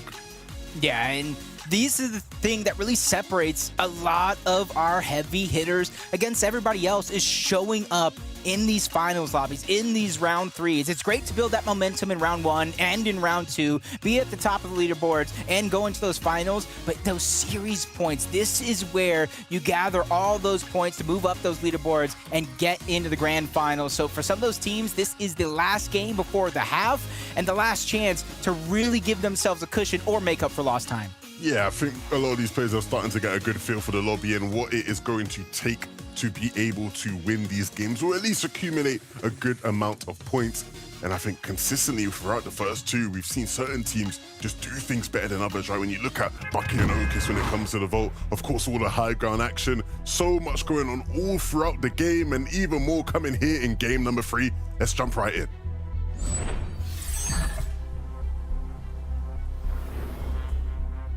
We're ready here for the last go around before the half, game 3 of 6 on the day. We've already seen some contested fights right out of the gates separate a lot of the teams, and we're going to see it here yet again. Meeks and Sync, they need to be able to fight back, and right now they have that first MK Alpha. They get it grabbed on the other side, but they didn't get the loot. Rise versus Meeks, there goes the battle, and it looks like Meeks is going to get the first knock. Sync's there on the other side, but a trade between User and his opponent. Sync's doing what he can, and this is where it is. What's the loadout looking like on the low ground? It's all up to User with just this pistol in hand. And that is going to be so crucial because Sync only has an AR, and I think User picked up an SMG as well to use, and he might even pick up Rise as well with the res. This is where do you make the decision to try to go back in with all the time that's wasted, or do you try to disengage? It does look like he's going to choose option A, try to finish what he started, but it might be the thing that does him in the end, especially with only a Havoc suppressed AR.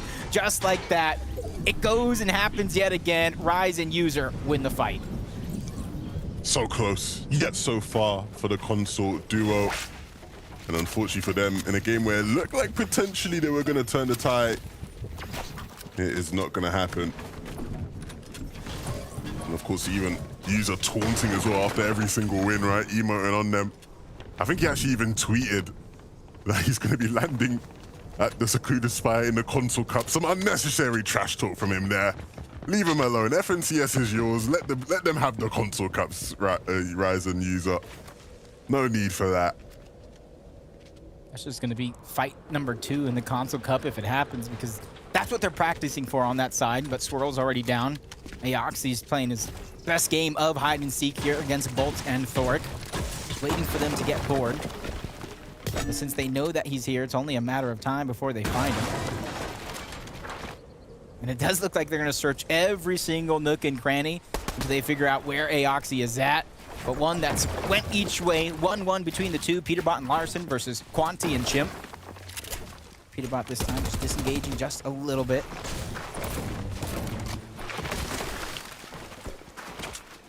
A little bit of an interesting decision, knowing how aggressive Peterbot can be, but they want to give themselves the best chances throughout the day, even if that means splitting the loot. Oh, what do we have here? Lonely Labs. It looks like that team from the north, I think it's Player Fire and Static, have decided they want to start third-partying this battle because it has been lasting relatively long. And I did say that would be a possibility in game 1 because when you're desperate for Surge, you'll look any way to try and get it. A good thing for Blake and Macwood is that they finished this fight out before Player Fire and Static have been able to jump in. So now they'll be able to reset and get ready for another fight. Yeah, Blake was spotting that one. Fool me once, shame on me. Or shame on you. Fool me twice, shame on me, as Blake sees this one coming from a mile away. Another mammoth shot gonna be hit, just backing down his opponents. It doesn't even look like there's too much to fight for other than just damage on Surge because Blake and Macwood back to looting up. Acorn and Colt, we saw them come out on top in that last game. Haven't changed up too much from last season and their drop spot, their overall plan. We talked about User and Rise splitting up on their drop spot. Acorn and Colt do the same thing. They try to cover as much ground as possible, get as much loot as possible, while simultaneously working on their Surge.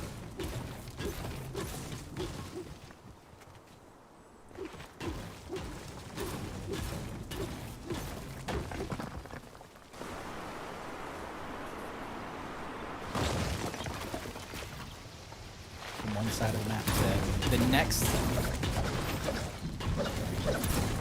Degen over towards Shattered Slabs. Does look like they might try and split it this time around.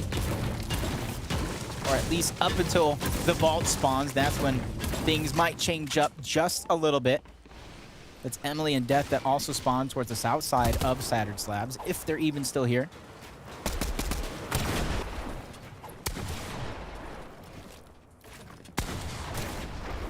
Sphinx and Poyo just ready to take any challenge that's in front of them.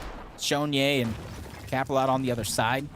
Sphinx just taking layer by layer, trying to get the pieces underneath his control. You got Poyo on top, just trying to block off any exit. No, the launch pad is there, and that's why you see cones placed. No exit strategy gonna be given up, and Poyo and Sphinx just keep putting that pressure down. You gotta be careful, you know as well as I do. As long as these fights go, the harder it's gonna be for them to try to survive as the third party begins to move in their direction. Yeah, and the thing is, based on how these games have gone so far, we've seen Poyo and Sphinx make it deep into games, but it's been cut off of them at times due to bad surge management. And so this fight is so crucial for them in terms of being able to get some damage and stop them from having the problems they're having when they get later into the game.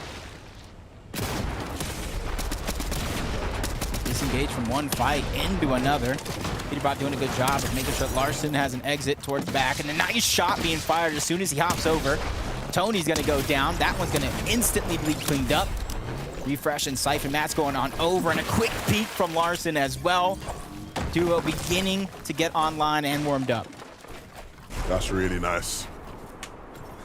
Not fighting up against Chimp and Quanti this time round. This time it's another duo, but a fight that they'll come out on top of regardless. Wow, not easy. Just push Reap back. It is a 2v1. They're trying to take control of every single piece. Paper's just hopping above. Two different angles between the two. Ritual's down. Reach trying to return. Starts the res, but gives away his position, so that one's going to be impossible as Muzz and Paper continue to push forward. The elimination is going to be cleaned up. Muzz still low on HP, so one-shot potential is there. Free finds the time to fire back at least once on the Muzz.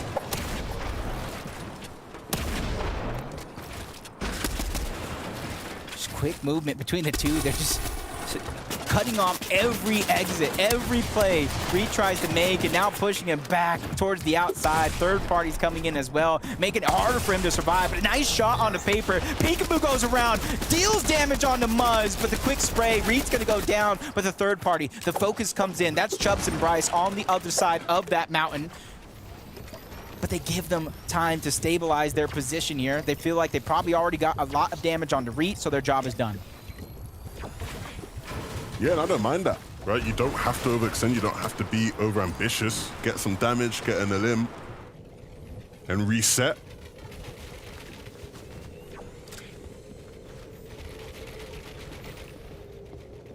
Possessed and Zuko. Over on this side of the map, I think one of the cool things we see is the teams who like to play for Surge a bit more sneaky beaky like, right? Try and make these plays where they catch teams off on the extremities. And we saw it last game. I'm sure we'll see it this game with the Mammoth pistol. Is so much better now for trying to catch teams out, right? If you can line up a 3-2-1 timing and hit a player, not much they can do to respond. It's almost like any AR, any combination of long range mixed with that Mammoth is going to be a 3-2-1 one-shot between the two. Poyo and Sphinx. You've seen them in this fight early on, still continuing. Surprised nobody's moving over in this direction to try to interrupt, but that's better for Pollo and Sphinx as they continue to try to aggress, take away the pieces one by one, backing down both Shonye and Polo. Neither team really wanted to give up here. That's the interesting thing.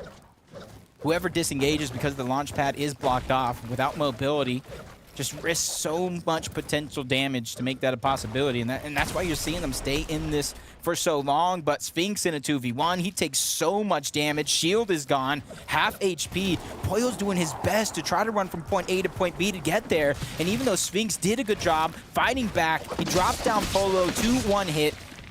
It's just a very, very risky situation. Everybody was in for now. Pollo's trying to finish the job. 123, a huge shot trying to alleviate the pressure for his teammate and continuously stealing away those pieces from his opponents. His movement's been so nice here. You'd love to see him rewarded with an elim, and it looks like he'll come. Shonye dropped. And just now, Polo to add to that list.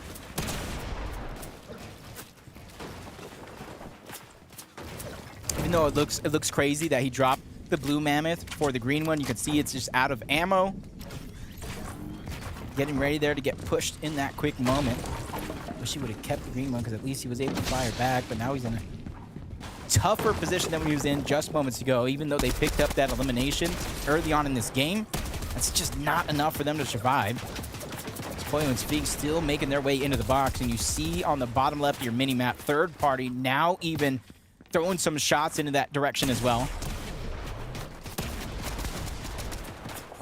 It's one of those fights that it's just hard to see either one of these teams coming out on top, regardless that Pollo did able to get away. Sphinx was able to take down Polo. But there's just so much resources, heals, materials, everything was expended just for that.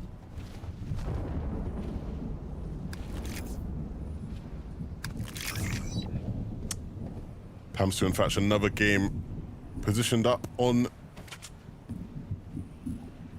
this side of the hill where, well, on the cliff, almost I should say, where they have a really nice range of view. And they're just going to wait for some of those teams there. You can see Macquin and Blake need to start rotating in. I'll wait for them to try walk past their line of sight. Second place here, Edgy and Duke. They haven't had to move too far from their original drop spot of Rumble Ruins. So they're just taking advantage of the zone, continuously pulling in their direction. They see Rift Island into the distance. They could try to make a play for this realistically, or they could just sit here and put tags on teams going for Rift Island as well. They definitely have every choice in the book, and it's theirs to make.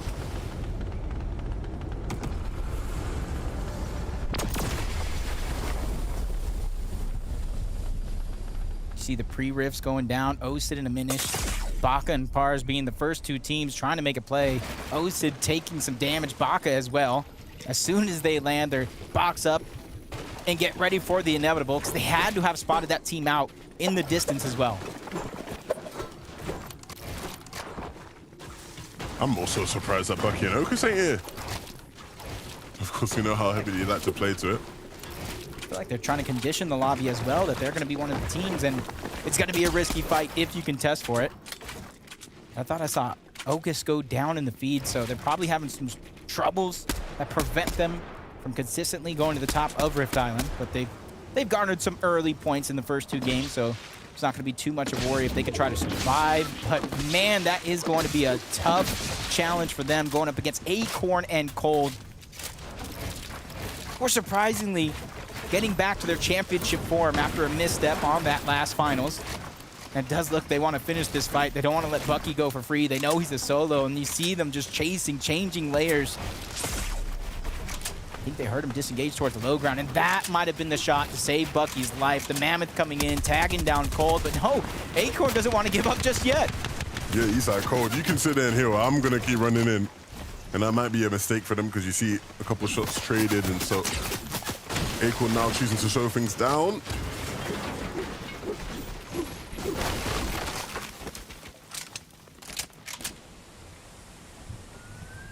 How do you feel about the Breacher? Would you grab it if you were them? Are you a Breacher kind of guy? I'm not a Breacher kind of guy, but I think it's really good. So I definitely would pick it up in their situation, I think. I agree. I'm a breacher kind of guy, but I break through the wall, don't grab the piece, and regret it later on when I go down and I'm watching my teammates try to save the day. Vivid particularly, along with Mini Miner. Zeus is gone. They're looking for him. They don't know exactly where he's at. And since they went the other direction firing shots, Zeus is probably going to try down. And in theory, his teammate could go for this revive if they still don't figure out where he's at. I think he might just be able to get off as well.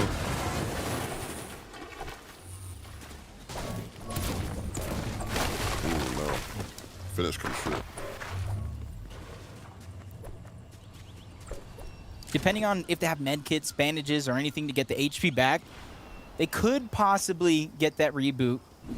Damage from the zone isn't doing too much at this stage in the game. Bucky by himself, boxed up on the slurp plant, and going to go ahead and throw it over to Taco so she can let us know how Bucky has been faring up until this point.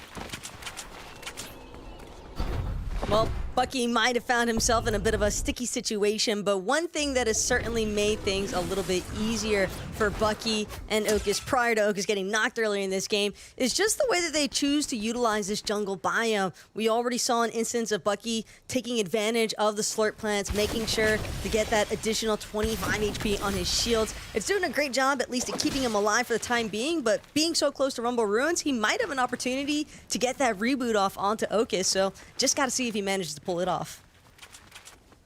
Definitely have some time to see if Bucky can pull off what some would think is the impossible reboot and win a game. And you hear what Taco's talking about, those slurp plants. If you know exactly where they're located around the jungle biome, you're able to save every single heal that you have. And you see Bucky, even though the minis were lacking just a little bit, he was stacked with slurp flashes and bigs. If he could try to survive, that will definitely take him into the end game.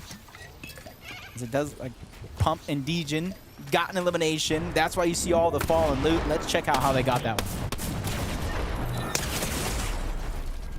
Ooh! Love how we both react the same there, because that was a chunky shot from Pump. Nicely done. Just as quick as they performed in that last game with a second place, Duke and Edgy go down here in game number 3, but it's all about consistency. It's a marathon, it's not a race in most cases. Unless you're Rise and you're just racing across the map with the mud and the sprint. Just crouch and uncrouch with a jump gives you a little bit of a speed boost, and that's how you're seeing a lot of these players just soar and cover so much distance around the map, especially with no mobility. It's a huge tool underneath your belt in order to succeed here in these lobbies. Oof. Just doesn't stop. It's almost scary thinking that somebody's game can end just like that. Top of a mountain, one well-placed shot from Agers. It doesn't even have to be him that cleans it up. If somebody else spots out a mammoth shot getting hit, just like that, Agers takes a shot while missing a couple. Drops down low. You got to imagine some extra heals are down low towards the low ground. So not too much of a worry.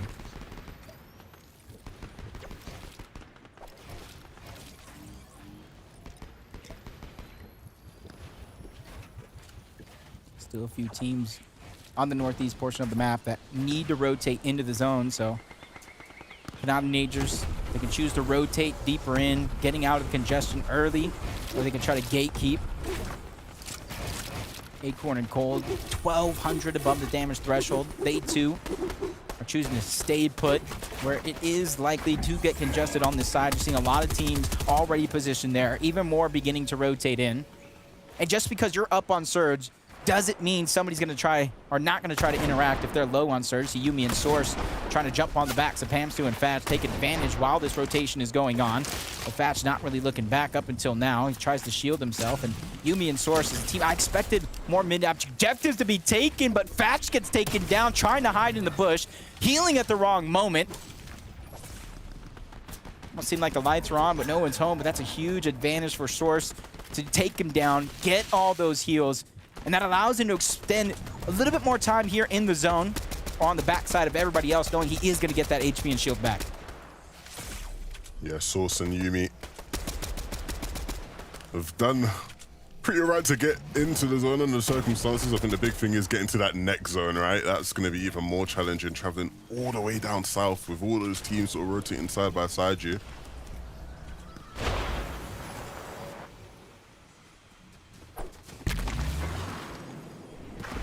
More than half the lobby has to go south. Yeah, and Booga and Threats, they acknowledge the difficulty, and so they just want to get on the move now. They don't want to wait for all those other teams to be doing it with them. They're trying to get ahead of the pack.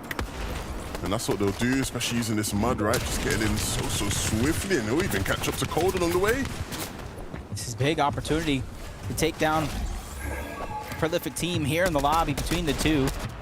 But Booga's just trying to reinforce his position above Acorn and Cold to make sure that he can't easily get shot down.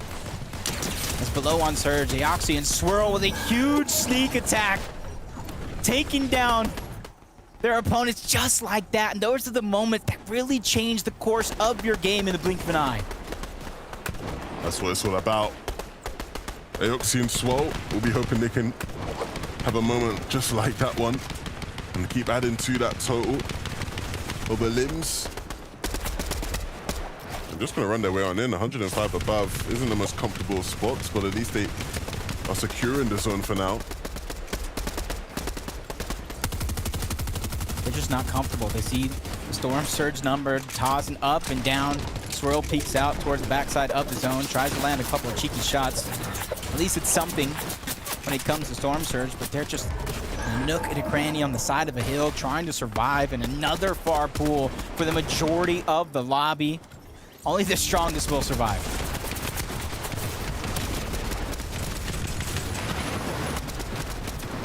Hamster's a strong fella, but I don't know if he survives this one. This is really tough to be in. Not working with much by way of HP. We'll get some time to get back to 100 shield at least. And the med miss actually should be able to get him up to a decent level, but the problem is, as he continues this game with these kind of materials, traveling in this kind of terrain, this zipline might be a savior for him. It allows him to just save quite a bit of materials for now. And then he has to stop and re-strategize. Yeah, cheeky attempt there to try to take down Larson. Doesn't work out for him, and I like the fact that he didn't get greedy. He didn't force the situation, knowing he still has more distance to cover to get into the zone and find some safety. You see in the feed, Booga's going to go down, Batman Booga. Yasir as well. Pollo's going to clean those up. But it's actually User. Pal takes down User, so now Rise is by himself. You see Aoxy and Swirl having some struggles with Pamso on his back, and Pamso knows he needs a refresh. You called out the material count itself, and that is going to be a must. Just like Rise pops the Slurp Juice, doing his best to try to hide his position and not become the focus, still while looking for information.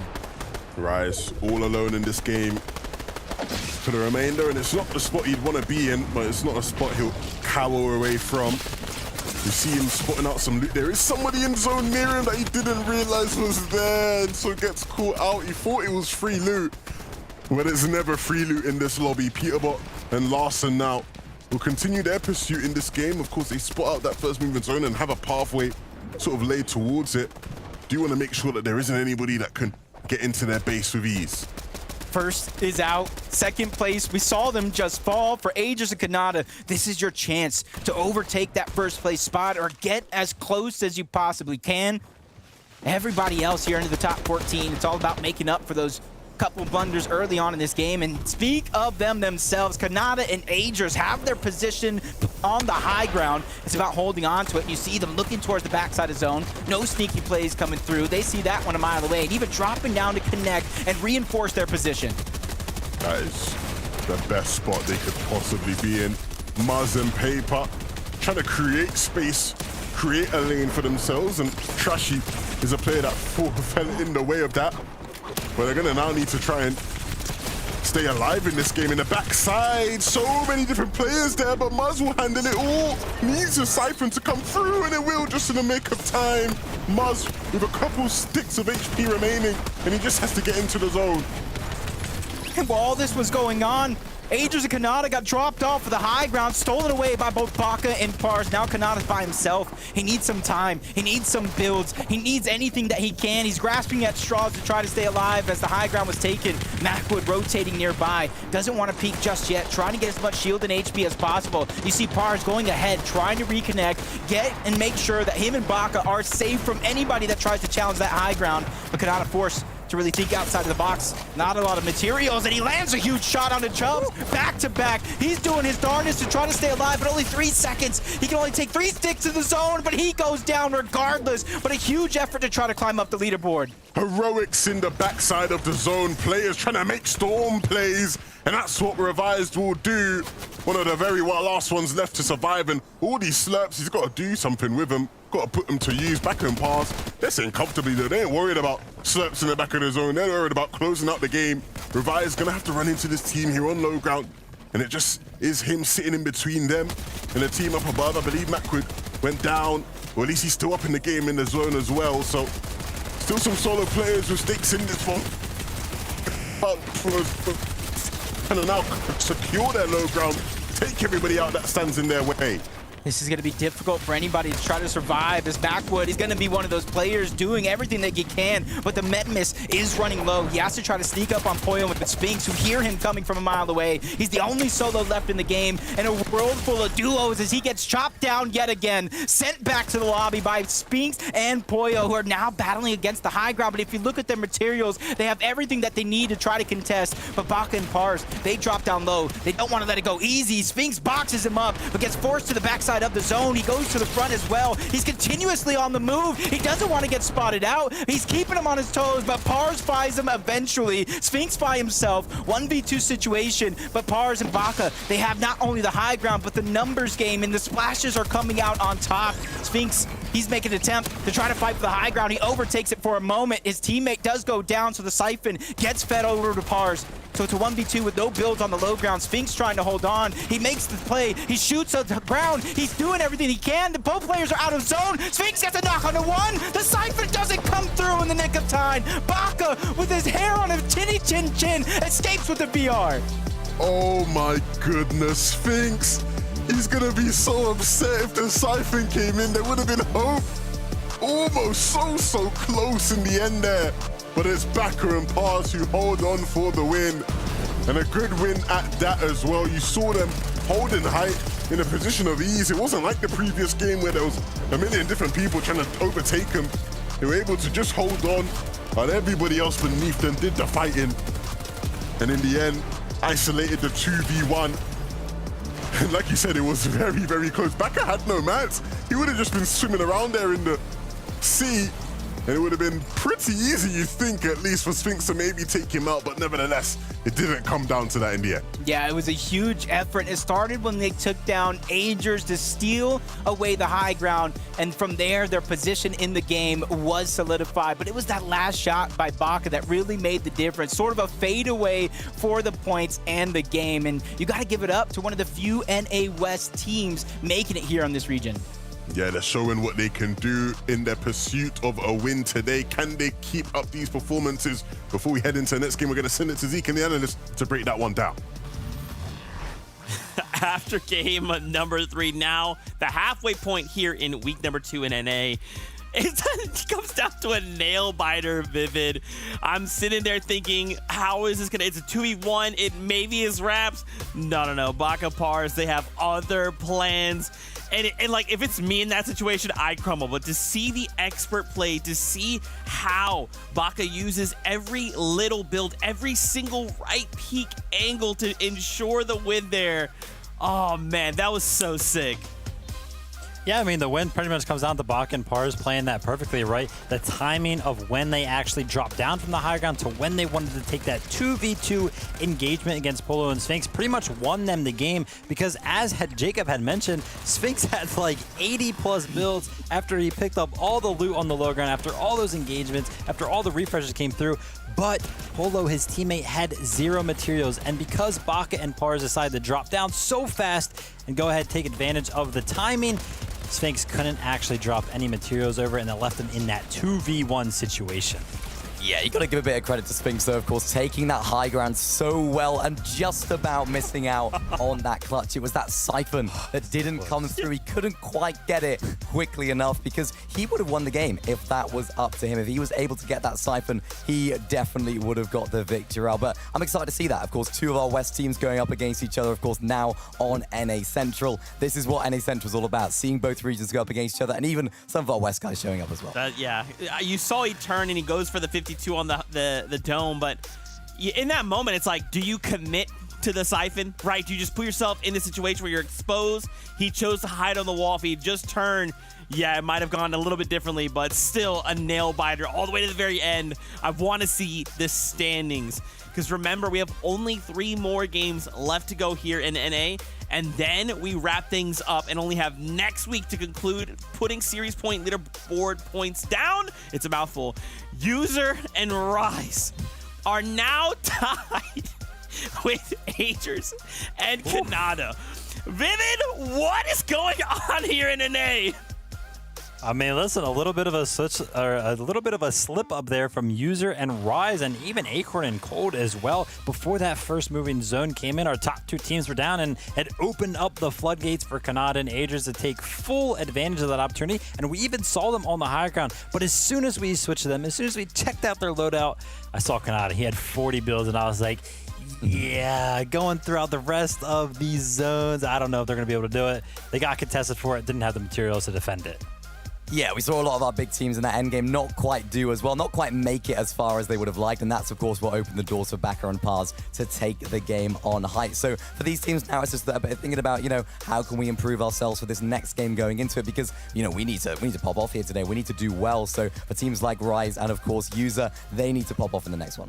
Yeah, man, I can feel that pressure, right? 3 games left to go. Some duos don't have any series points. They need to have that performance today to just try and have a good week next week to ensure that grand finals spot and then try and compete for the global championship spot. Like, pressure is on right now. Now, of course, before we continue the competition here, we do have a little bit of an interview lined up. We have a member from our community. It is none other than Crip, who'll be hanging out with us. First off, I just gotta ask, how's it going? How you feeling? I'm feeling amazing. The games have been so far pretty good, and I'm very grateful to be here, especially since I've never been on this. Hey, well, welcome. It's fantastic to have you here. So you're enjoying the action. Has there been any highlight moments for you, or just maybe like a strategy or just something that stands out that you're like, dude, this is so awesome? Honestly, the last game with Pars and Baka, how they won the game, they didn't have much mats anyway, and they still somehow managed to win. Yeah, great play out of Baka and Pars in game number 3 there. 3 left. Are there any duos that you've had your eye on so far, or you're hoping to pick it up for those last 3? Honestly, Possess and Zuko have been doing pretty good out of Naughty Nets, which most people wouldn't expect them to do. And also Pars and Baka, which are some of the most underrated duos on the region right now.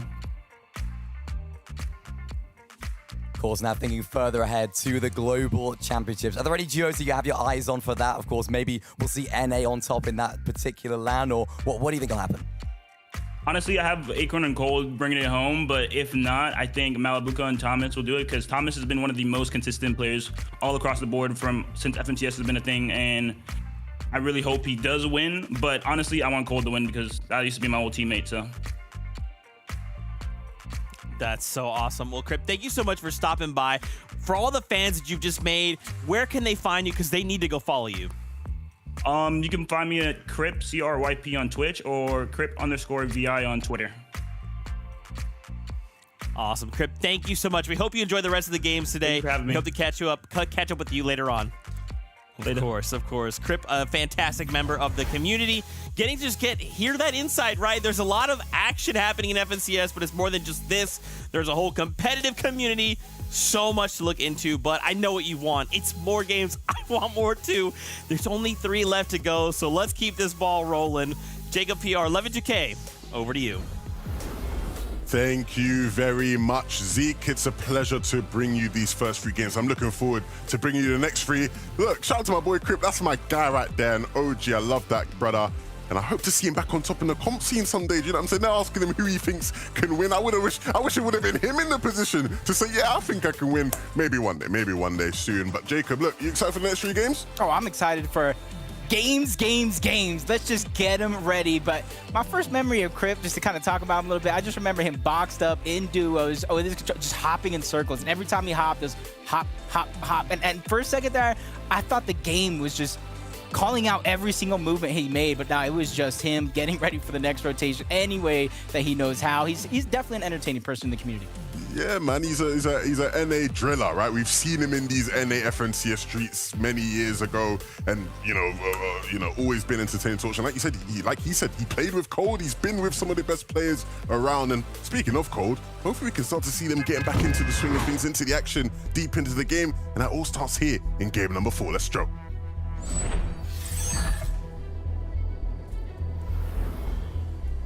This is the second half of the day. And for some of these teams, you got to hope you're a second half team, because the last chances are here to climb up that leaderboard. If you missed week number 1, these are some of the most important games you're going to play up until this point. And for others, this could be the chance to solidify that spot in the global championship later this year by earning it in the grand finals. There's 10 total spots up for grabs this season. So it's definitely anyone's game to try to take over and build upon their legacy, but a fight that we've been watching all day. Meefs versus Sync, Rise versus User, and already you see Users right out of the gate grabbing the Mammoth, and that's already a pack a punch as Sync just going for the pickaxe. He gets dropped. It's actually a double Mammoth right out of the gate for Rise and User. User even got a drum. He's just hot on the heels. Looks like it's done and over with yet again. From start to finish, Rise and User are getting everything that they need for their game. 4 in a row. Are we going to see a 6-0 today, Jacob? What do you think? 6-0 off spawn for Rise and User? Do you think it can happen? I think it's up to Sync and Meeks if they want to keep contesting that. I think the possibility is there. They've mastered that drop spot season after season. Even got Reese breaking down videos about how he does it. Game after game, they have the perfect drop and a perfect plan B if things don't go well. You saw it in a couple games. But the Citadel, a drop that's been contested but split between these teams throughout the day. Not too much action going on, but brutal Bastion. From public to ranked to even FNCS is probably one of the most contested drops you'll see.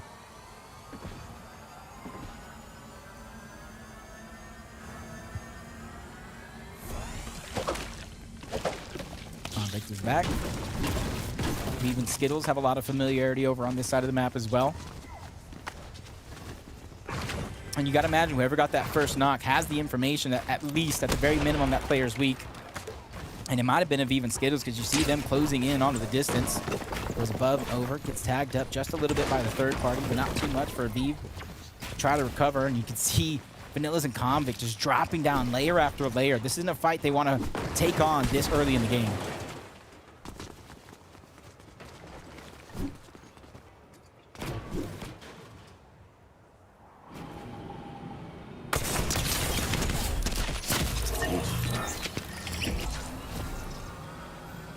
Well, I was going to say, like, Blake really needs this. He's doing a good job. He gets that first knock, but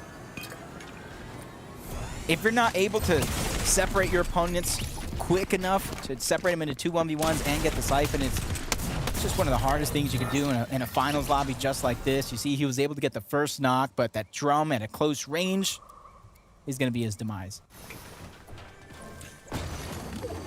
Yeah, and it's good to see 20, that fight going in their way. It's felt mostly like it's been in Macwood and Blake's favor.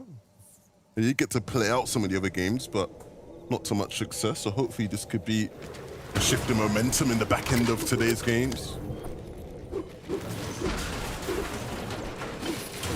Ron Aoxy making an adjustment from previous games, and you even see threats stretched over all the way to this side of the map. Typically them, Bolt and Thoric have been battling it out at the top of that hill. So changing things up here in the second half. You see Static and Playify doing what they do best. They're just trying to third party this Lonely Labs fight. They weren't quick enough to actually be that third party, so it is going to be a fresh 2v2 going down between 20 and Pledge over on the other side.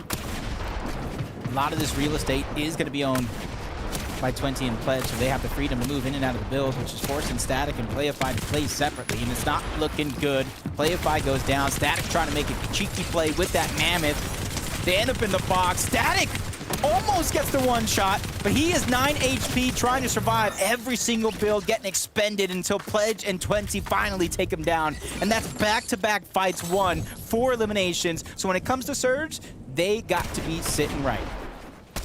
Yeah, that's really nice from them. Again, a very big change to what we've seen in some of the previous games. Poyo stealing the show for the moment because that's a really nice pair of shots he just hit. Can he finish this out and actually win it for him and Sphinx? Just a second here. Pop the big pop. We keep talking about how important it is to be full HP, not be stingy with your heals, but the longer this one goes, you see Reet and Ritual ready to third party, and that's something they've been doing throughout the day. Poyo cleans it up as quick as he can, but see they're on the hunt. Predators in this jungle, hoping that Poyo and Sphinx are as easy prey as they think it is, but it doesn't look like Ritual's there, ready to strike. Reach just kind of hunkered down, waiting for an opportunity. If he hits it, that's when I see them using that as a green light to go.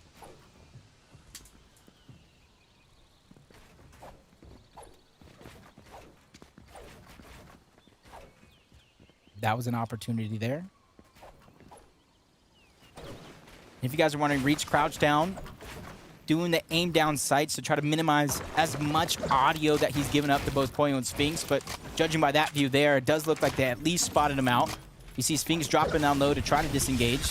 They don't want to take 2 back-to-back fights this early in the game.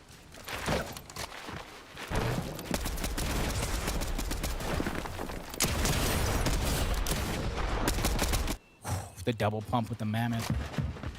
That was a huge shot by Poyo to stay alive.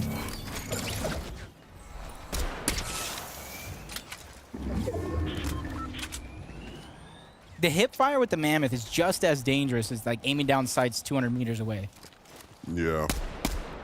That was my first question, because when it dropped, I initially saw people like, posting the clips of, oh my goodness, look at this pistol, and I was like, I wonder what the hip fire is like on this, right? Like, because if the hip fire is good as well, then it's just like so multifaceted as a weapon, right? You can just use it in so many different scenarios. It's not limited.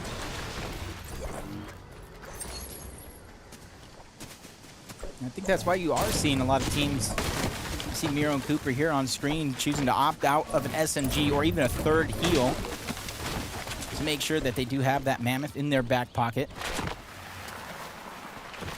This is one of the teams. They switched up their drop spot from North Slappy Shores over towards the north side of the map altogether. They're trying to really condition the rest of the lobby of preparation of where they're going to land in the future, especially for that global championships. They already have their spot. Bluga and Thread just land a monster of a shot onto Aoxy. Swirl falls right after. And that's something we saw in the distance. Threat was there almost from the beginning of that drop. Just getting all the information, feeding it on over to Booga as they formulated the plan of action.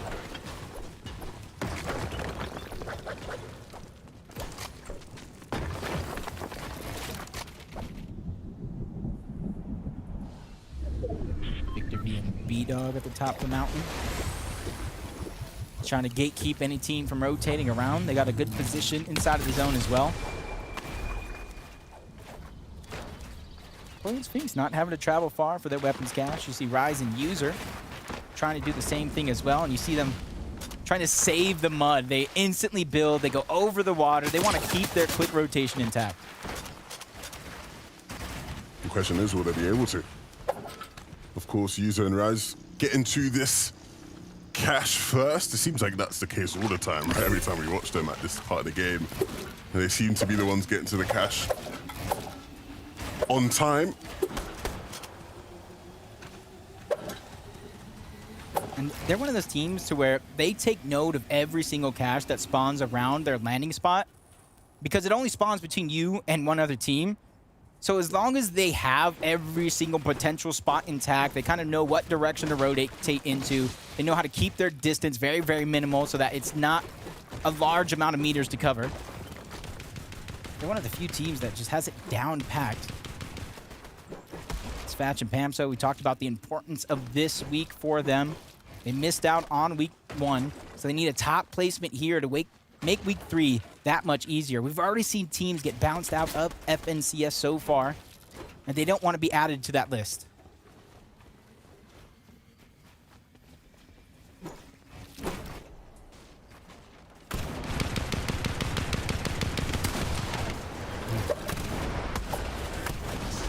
Back after winning that game, right? To not see them make it deep into this game would be painful, and in the pursuit of their cash, they've been bullied off of it.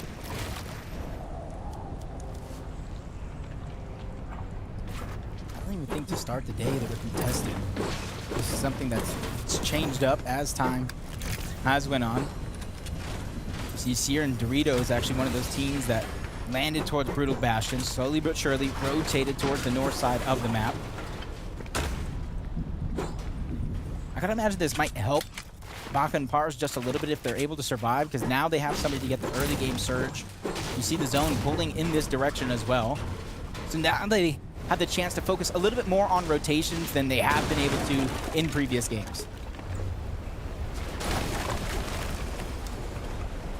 Well, that's the thing with this team here, right, in the just in Canada, where like I look at them and I look at all the other top teams you've had in the day so far, and I'm like, I'm waiting for these guys to show up and give us that win, right? We've had good performances from them, I'm not saying that, but I want to see them get that staple win on the day.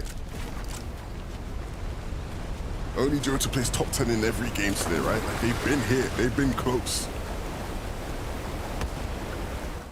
They've slowly but surely moved up the leaderboard thanks to that consistency. To start this game, they were tied first place, but losing the tiebreaker due to Rise and User having at least one victory on the day. But Crip mentioned this team, so we're going to go ahead and throw it over to Taco to break down what Crip was talking about. Well, if we're going to be talking about top of the leaderboard teams, Zuko and Possess, they're currently in 4th place, and they've actually got a pretty unique strategy of their own as far as rotations are concerned at their initial drop spot of Naughty Nets. They're already basically playing from an edge drop position, but since the zone didn't pull in their favor, they actually choose to rotate towards a geyser, even dropping a bush to prioritize not being able to get shot out in the process of making this geyser rotation, but even using the natural water to continue to just rotate as far alongside the edge as possible. And we've been seeing them make it pretty late into those moving zones, a lot of it having to do with their dead side rotations. Taking a page out of the Booga and Threats playbook, the least congested path of Rift Island is going to spawn. You see Bucky and Oak is third-partying this in the distance. Aviv is going to be the first one towards the top of Rift Island. Another team on the other side, but Skittles being left by himself. One of those situations to where you just have to be able to survive while your teammate is doing what he can to take the top of Rift Island, but finally they reunite. Aviv got the memo. He was by himself, and you don't want to travel by yourself in a lobby just like this, and since they had to leave Rift Island to make this a possibility, they don't want to return to try to fight this one out. Yeah, they want to try to close this out. Ooh, let's see if they can hit some shots here. One of the guys guiding in, Aviv. I'm going to be awaited by Bucky and Okus up there, yeah. Back to standard island procedure then here in NA with Bucky and Okus up there. Who else would it be? Honestly, I don't think anybody can convincingly, time after time, game after game, goes for Rift Island as much as Bucky does. He's willing to risk it all, put his money where his mouth is in terms of fighting. You see him elevated high up on that house above Rift Island while Okies captures that point. That allows him to keep eyes on every single player and continue to deal damage with that Mammoth.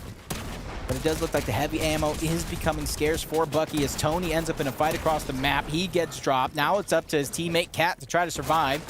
He's trying to claw his way into the box. That's Nick on the other side who denies him entry. Luckily for Cat that he does have slap, splashes, and slurp juice to try to out-heal the zone since he's going back into it. Ooh. Well, first of the heal is going to be used very, very early on. Flo and Nick know they've dealt so much damage, so it's their choice if they want to go on the chase for it or try to gatekeep him for later. What would you do? I'd gatekeep him for later. I'm a safe kind of guy. especially with other players having mammoths in this lobby.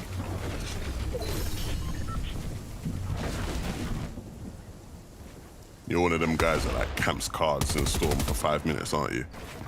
I mean, I saw Acorn and Cold do it, and that's where I got the idea for it. Cold and Thoric, they're not camping cards. In fact, they're doing the opposite. They're trying to get into the box. Thoric just a little bit too far ahead. He has to be careful. Mud Hut Boy on the other side has a little bit of elevation, threatening Thoric's safety as Bolt's there to kind of alleviate the pressure. All sides being tagged up on right now, and you can see Vanilla and Convict there as well. And they're not even in the zone. They have to climb up the side of this mountain if they want to get towards the zone where Brutal Bastion is at.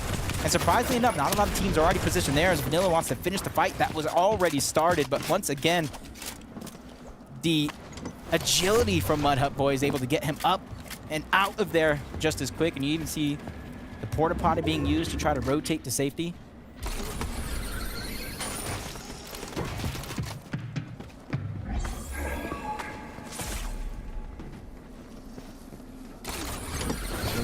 Trying to get with his teammate yet again. That's Convict on the other side. Even though it is a solo there, they don't want to be one of the last teams to try to rotate in. Bolts and Thoric the same. And since Zone continuously pushing people in this direction, they're trying to go north to where they hope the least contested side of the map is going to be at. Don't know how much luck they'll get with that though, right? It's going to be hard.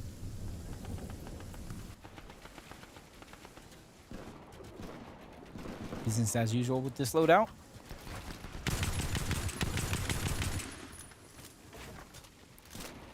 User now has 28 individual elims in weekly finals this season, which is the most in NA. Doesn't surprise me too much. I remember watching him in Chapter 3 thinking he has so much potential. I remember watching him years before that, rising up the ranks in solos, really putting respect on his name. If you want a wholesome story of somebody doing everything himself to try to build up his accolades, to earn some respect in the Fortnite community, I think User is going to be one of those guys.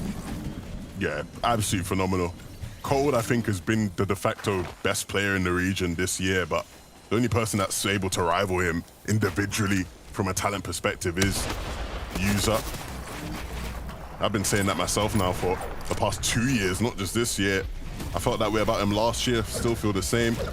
Has some things he needs to iron out of his game, right? He has that classic case of fragger brain I think we see in a lot of young, talented players, but when he isn't in that mode, when he's fully focused and has a clear mind, I don't think there's many players better than User, not just in NA, just in the world in general. I think he'd slot into any top EU team with the talent he has. Wow, this is going to be tough. I was about to agree with you there, 110%, but see, Aegis is already low on HP. Kanata has no heals to his name. Even though they're well above that Storm Surge threshold, they're going to have to think of something, but if you know exactly where those slurp plants are at, I can imagine they're likely headed in that direction to try to regain as much shield and HP as possible, but it's not going to be the easiest to try to achieve. But just like that, they make it look easy yet again.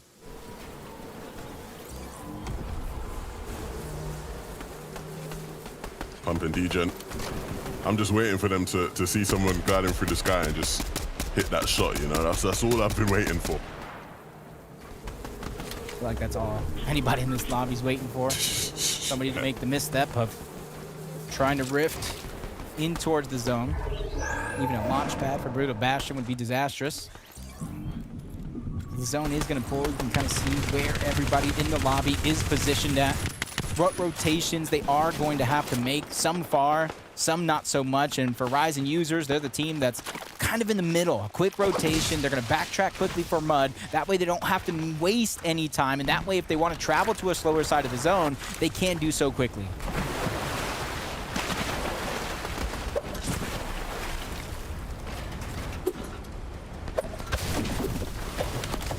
I don't know where Rise detoured off into, but he gets caught out. And the problem is now, this is 2 back-to-back games for this duo where one of them is playing out the game as a solo. right? First 2 games, clinical together, on point. Past 2 games, making it to end games, but only as solos, unfortunately. So we'll see what Iomzo can do. I mean, User instead of Rise.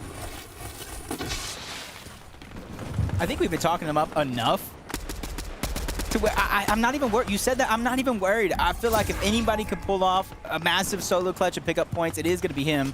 As Storm Surge being active in this lobby at this time, Mero barely going above, and he's trying to climb even higher with a nice mammoth shot. Drops down low. Might not be the position he wants to fall into. That's Kanata and Agers, the hungry duo, towards the bottom. He just quickly gains some elevation. Him and Cooper don't want to be stuck with any other team that is down low, especially back behind the zone as Acorn is now becoming the focus of the lobby. People know he's there. First Slurp Juice trying to be popped, but it goes down. Acorn and Cold are out of this game. You said it yourself. Our top teams are beginning to slip up, which opens up that window of opportunity. Yeah, and when that door opens, you got to jump through quick because it doesn't often stay open for long. Pars and Baka now very much have a path to zone. A lot of these builds to the left will cover them up from that team, and sliding across this ice may cause them some issues as they are well in the open. And IFC and Pars just opting to use some wood to protect himself. Maybe a bit too greedy, and again a bit too greedy. You gotta be aware of the rest of the lobby looking at you on that side. And now his last big pot's gonna have to be popped here. Fortunately, a shieldfish will come through from his teammate. But again, the problem with getting too greedy, Jacob. That's what's happening in a lot of lobbies. You start to feel like you're on fire. Momentum's built on your side, but then you forget the simple ABCs of covering yourself, being aware of anybody else. As Bryce and Chubbs just fall below that damage threshold. Information, figure out where they're going to get this damage from. Otherwise, they're going to be forced to try to W key their way into a box, and that's not something you want to do, especially this late in the game where so many players could just easily turn and make you a focus whether you win or lose the fight.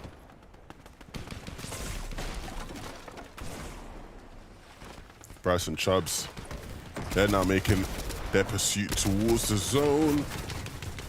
And they found someone along the way that they feel like they can take out. When that player gets out of the way, they'd refocus their attention to just securing a spot in zone. You can see just creating a brick tunnel here to make it to. Blocking off the angle from that team above. But they're not happy about that though. Pressure now. Give him a piece of their mind, sorry. Bucky and Okus are posturing for height, and it makes sense in a lobby where a lot of their best height competition is already fallen. Why not go for it? Yeah, we talked about User being by himself. Second place, Kanata and Agers just fell. Sandwiched between Bucky and Okus and Poyo and Sphinx, and you see them looting up. A huge amount of loot to be garnered as well, but now the zone's going to pull for them. They at least have the comfortability not having to worry about Storm Surge on this rotation. Booga by himself, he has a little bit of worries, but he has all the expertise in the world, and he's faced every single situation before, and that's why you see him quickly moving from point A to point B, not really wanting to waste any time. And then added on top of that, he doesn't necessarily drop down to the lowest layer at all. I feel like every FNCS at one point we do get a big solo performance from Booga. I mean, when you think of Booga, you do think of him as a solo oftentimes, and his ability there historically.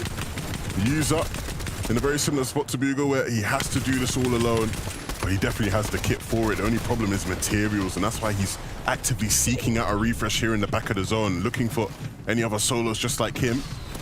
But when they won't appear, it will be up to now trying to delay and find some sort of a timing. You saw a player running across the top of his builds, and so he'll now take some shots at that player and see if he can catch them out. And that might just be the opportunity for him. Needs to pursue that and finish that one off. Yeah, the only team right now on the leaderboard that can try to rival them is going to be Baka and Pars, but as long as he continues to pick up eliminations, pick up these placement points, and skate by, it's going to be hard for that gap to be closed.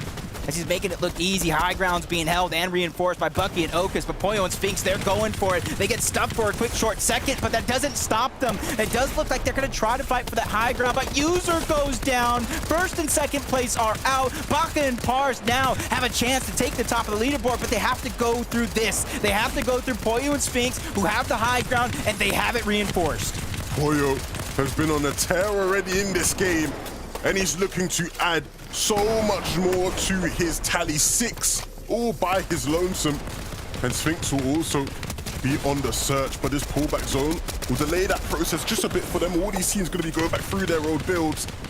But that's fine for Parza and Baka. They've got an established tarp, and they've got space to try and capitalize on people's space to claim. 20 very much now trying to catch people out in the back of the zone, and he almost does. Gets one, but 4 getting taken out.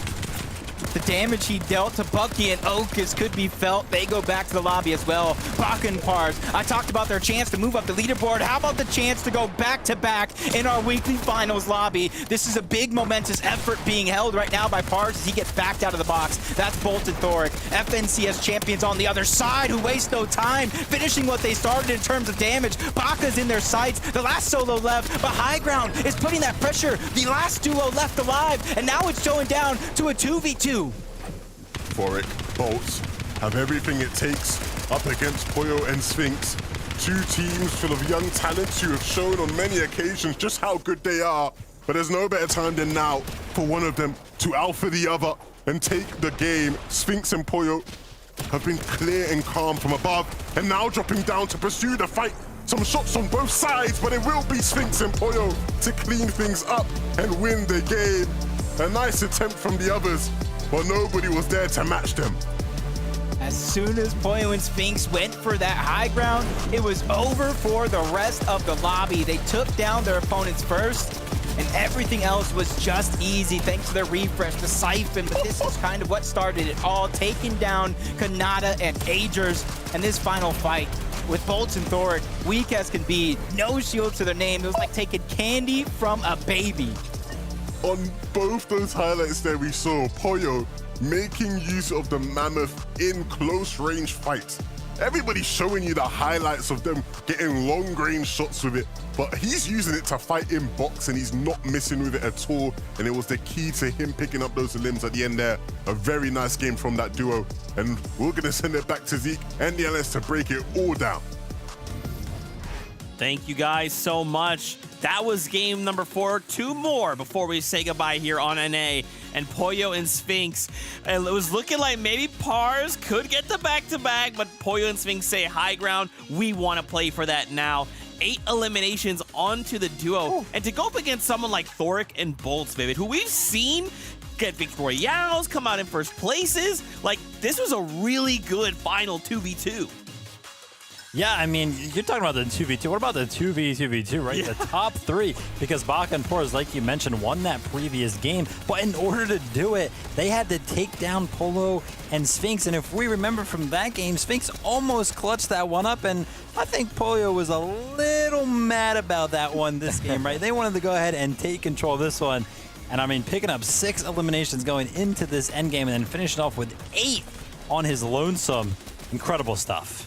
Yeah, I think these guys have struggled a little bit at the beginning of the day to sort of figure out those strategies. You know, those storm surge plays that they've been making haven't quite been working out, but these last 2 games, it's all come together for them. They're back on top, back where they belong, and showing us how good of a duo they really are. We saw it from Sphinx right there, hitting max damage, combining it with the Mammoth pistol to pick up a refresh. Absolutely perfect stuff from them, and the way they took height was absolutely exceptional. Yeah, and this is kind of something we've talked about in the past.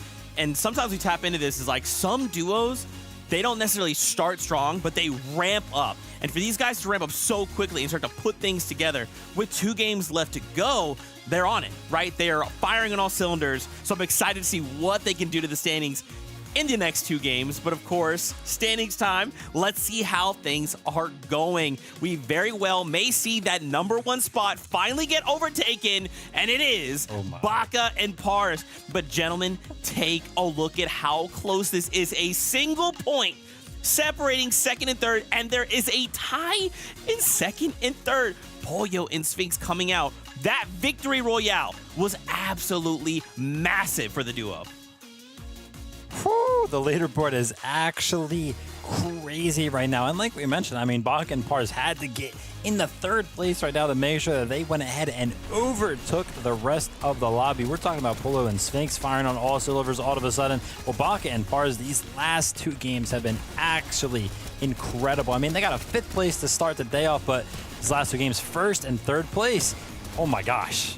Yeah, it's great to see. I mean, we talk about this duo as their fragging ability, but today they've been a little bit more passive. They've been a little bit more quiet on those eliminations when compared to Poyo and Sphinx. So only 11 for them on the day, but it's just so consistent from them. They've been making those endgame and those mid-game rotations to perfection, and they just haven't needed those refreshes. They've just been so efficient with how they've played. I really, really like to watch this duo, and I really want to see if they can continue this, because first place for them is going to be huge. Yeah, that's right. We could have that momentum, but we have to keep it going, right? The moment if we make a mistake, we get eliminated way too early, we're going to let someone else behind us step over us, take that #1 spot. So we've got the momentum. Now we need that consistency. Let's go on back over to the standings. A couple more duos we want to highlight here before we jump into game number 5 on the day.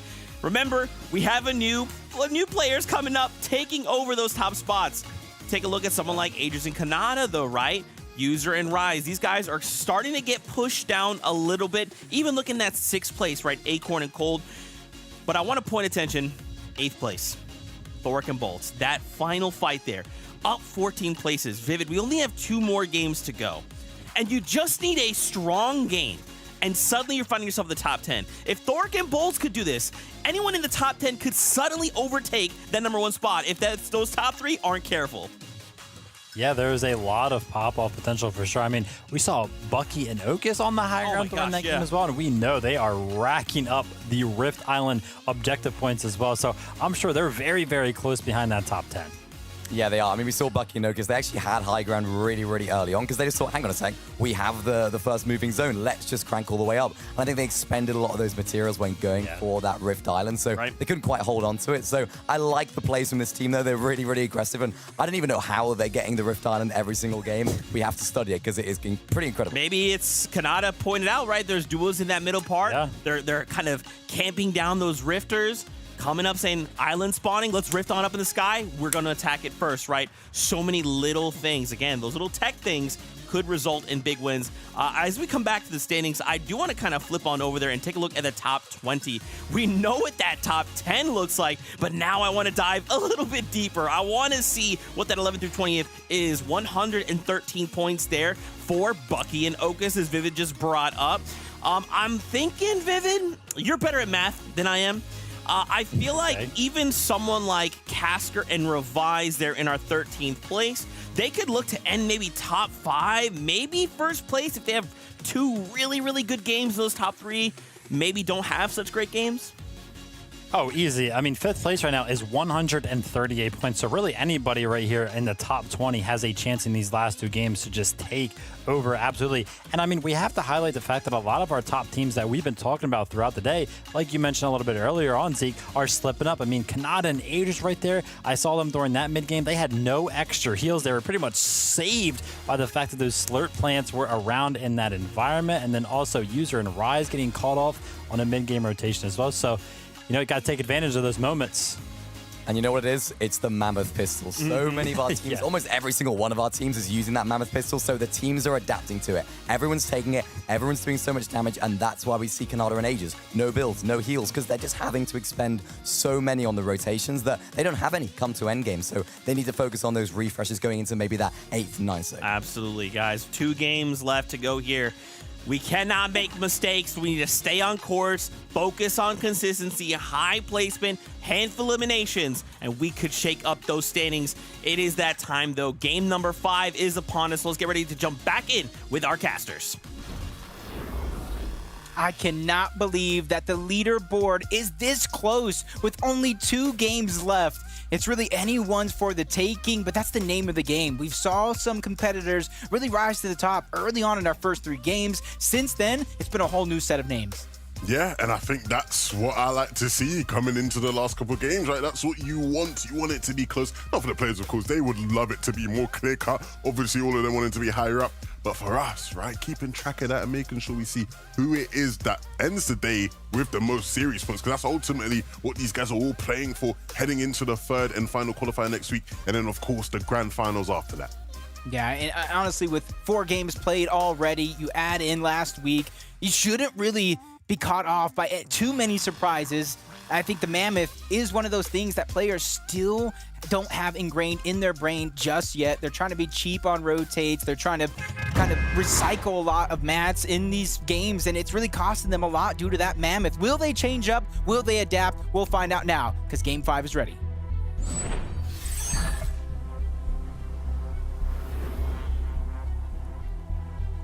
Let's see who's going to wrap up the day in just the way we expect top teams to.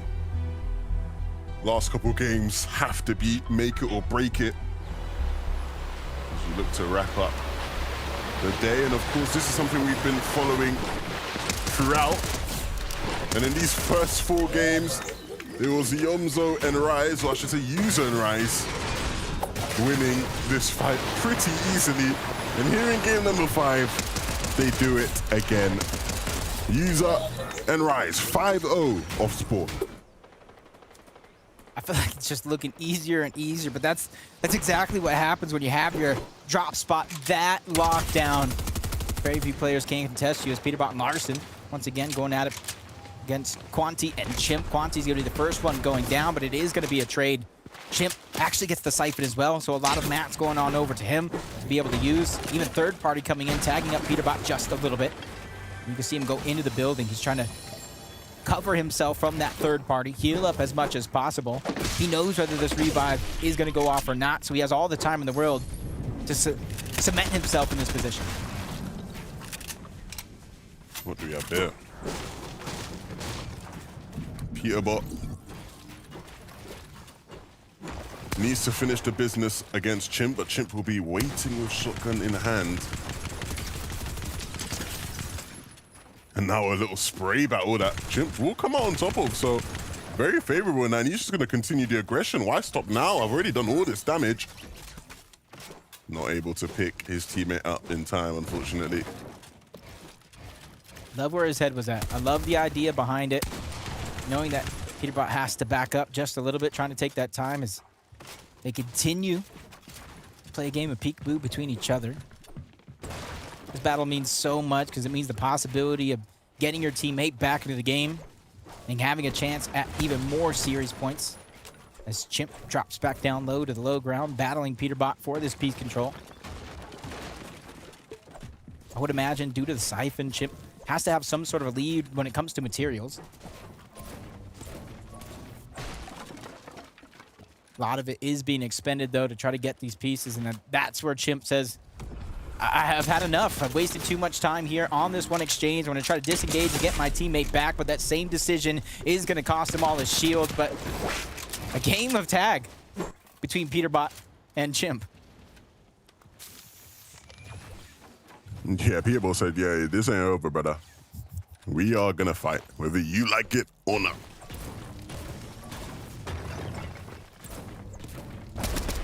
Both of them had enough. They're going to disengage, and with action going down around the map. Miro and Cooper, who already have their spot secured in that global championship, going against Baka and Pars, and the shots and the just massive amount of damage coming out from Baka. He's only able to clean up one of those eliminations, but definitely gets a lot of surge for his effort. Yeah, and you say going up against them, I wouldn't really say that. They barely saw him. They didn't know where he was getting shot from. A bird in the sky flying through is taking you out. They were focused on the players in front of them. But like we've seen all throughout today, Jacob, it's like these players coming in from all different angles and sides. You know, you sort of almost never know where it's coming from. Just have to sort of be aware and be ready to react.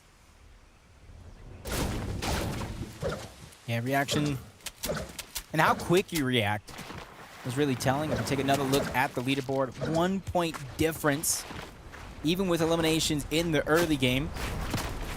And then another point from third, where you see Oyo and Sphinx just trying to rotate. Farm up, get as much resources as possible. Using the mud to try to rotate.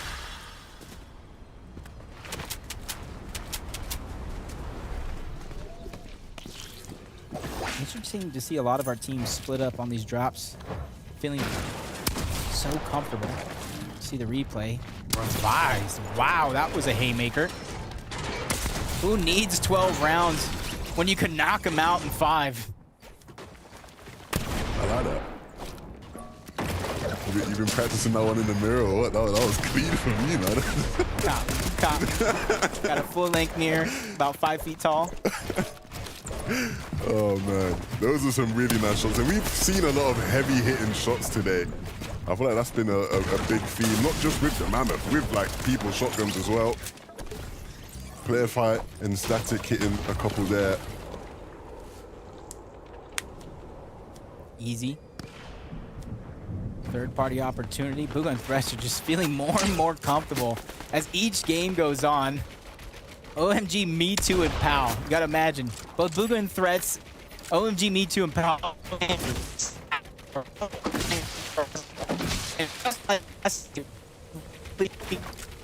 Sure that they get the surge, they get the elimination. They just target this team because it feels like there's nothing they can do about it. But the players we talked about and heard from Crypt himself, Possessed, and Zuko on the other side, also becoming an annoying third party, like a fly at a picnic, trying to shoo them away, but they won't go away.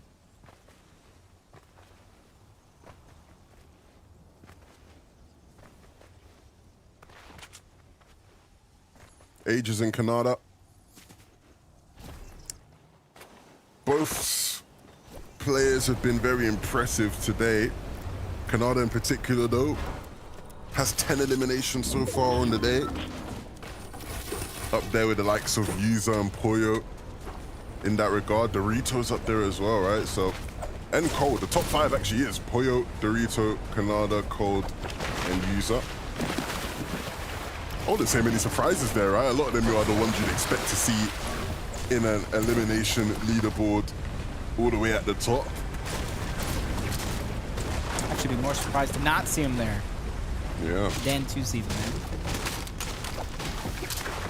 Especially since the Mammoth came in the game, it's easier to deal a good amount of starting damage and you can close the fight rather quickly. And you can see game after game, very, very similar rotations. The pathing, they have it down packed. They're conditioning a lot of the teams that do dare land around them to even not touch their loot. As everybody south of Mega City now has to rotate towards the north. And the longer you take to rotate there, the harder it's going to be, the more congested and more players you are going to run into. So timing is of the essence in a lot of scenarios.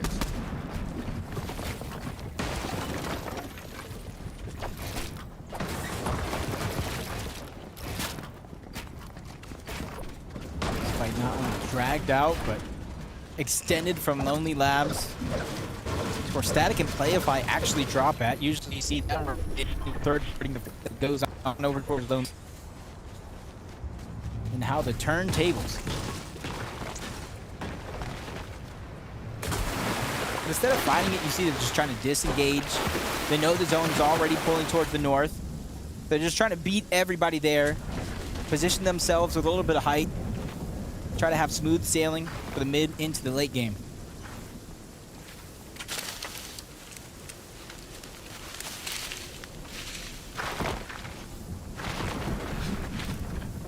Zuko and Possessed have been probably one of my surprise teams of the day in terms of just performing above and beyond, I think, what many would have expected coming in.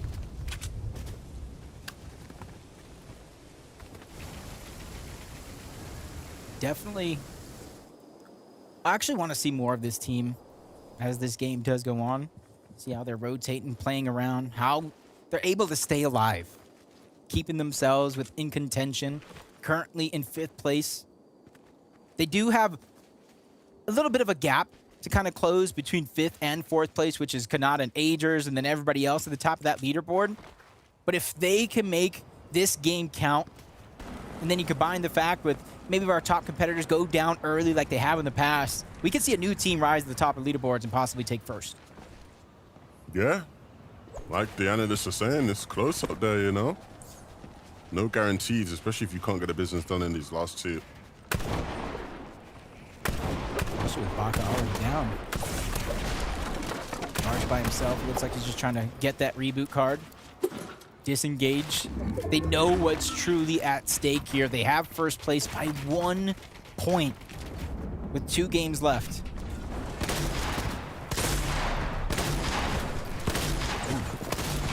many heavy fights going down already right out of the gates, and now they're going up against the Breacher. Luckily enough, Acorn has one as well. So fighting for this piece control is going to be important as Kanata and Agers actually push them back to take away that cash loot, but Kanata has to be careful.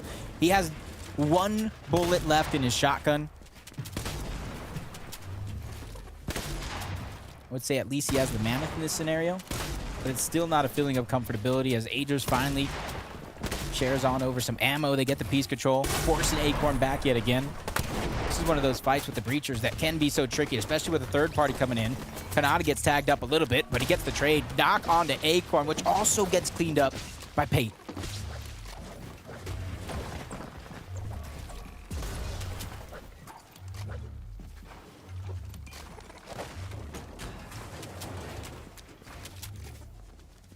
Let's take a look at that Elim again from Kanata.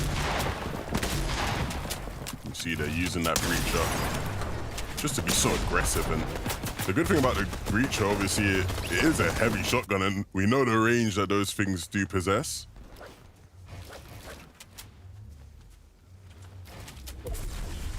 That's why you see them kind of combining the Breacher with the Mammoth. No AR on Kanata. No Flapjack, no MK. So you can definitely see where they're leaning their game plan into. It's gotten them this far. No need to change it. And that's interesting. They're definitely setting themselves. Well, it's interesting just because, like, a player like Kanata, you know, you sometimes expect him to be really getting in people's faces, right? Jumping in box and hitting those kind of shots. And you often want to have a spray weapon in those kind of situations, right? He feels comfortable just rocking the Breacher and the Mammoth. And I mean, look, we saw players making hit 5 plays with it. So I like this stat. Was an NA West guy myself. Majority of the competitors in that endgame were from NA West. Pars being one of them. We saw him at least get Baka's reboot card. You can see him spotting off in the distance. Where is a safe place to try to get my teammate back? The original landing spot, not it. 20 and Pledge have rotated from Lonely Labs all the way over there. So he's going to have to continue on looking where he's going to find it. But our top 3 is so close up until this point. Taco, let us know how some of these teams are doing. Of course, Jacob, you have to remember the difference between first, second, and third is quite literally a singular point. And for Rise and User, you would think they've been uncontested all day because they are currently 5-0 at their draw spot, making sure to secure those extra 3 objective points from the vault and all of that precious loot, which has definitely helped them elevate themselves top of leaderboards. But also, Foyo Sphinx managed to secure a nice cache for themselves, and it's a lot of chaos. So finding this cache is going to be some very essential loot. But as for Pars, whether or not he's going to be able to reboot Baka, that's the question that remains here, because that first place spot is currently being threatened when the race is this tight. That's just one of the natures of Fortnite. Top position on the leaderboard. We talked about the first half was a different set of names. This one, a whole separate set. And now Pars has a lot of pressure, to say the least, on his shoulders. Peterbot and Larson getting that Rift Island, 50 more points for their efforts, tagging up a couple players, and both the Boogas, one of them being Batman in an exchange at the bottom. Rapid and Threats, their respective teammates doing what they can to alleviate some of that pressure. Peterbot and Larson have the comfortability and a little bit of elevation there to continue to farm up. They're separated from their opponents, so they have little to worry about compared to those that are box to box.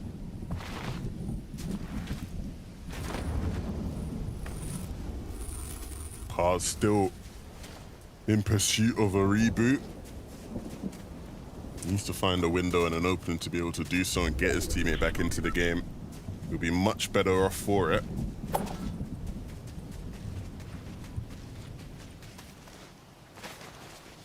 And you can see him, he's just looking. I like how he's not getting too greedy to try to go to zone. Just trying to take what he can get and move on, but the question remains how much he can handle in a lobby like this to try to get his teammate back as we continue to look at our teams that are positioned at the leaderboard. The zone continues to move up.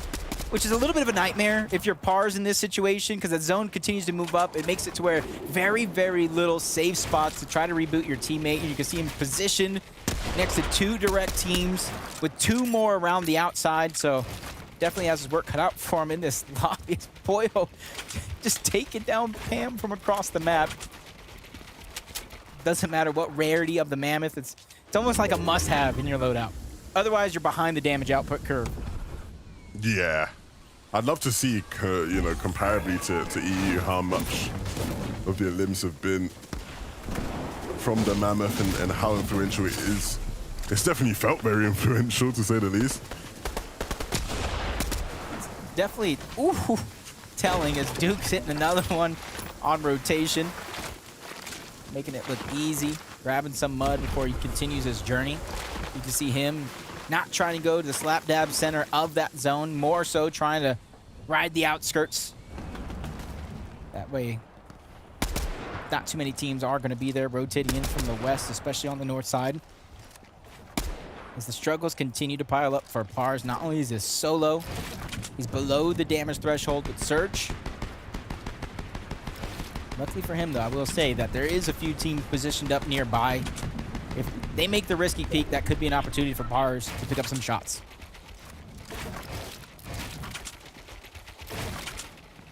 Yeah, and if this game is going to just have to be a solo masterclass from Pars, he's going to have to be very meticulous as he moves through as a solo. But that only happens if he's able to get Surge and get this damage.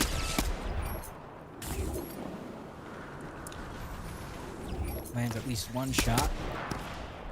Well above, especially with a couple of other players in the lobby being forced to interact with one another for the same thing. Possessed and Zuko do go down, flows down as well, and that's why you see such an impact on that Storm Surge leaderboard. The blessing in disguise for Pars that allows him to save a lot of the shields, because it looks like he was ready to sacrifice the shield. He has minis, he has big pots. Now that he's 200 above the threshold, it's a whole different feeling and a whole new world for Pars. Relatively slow as a solo.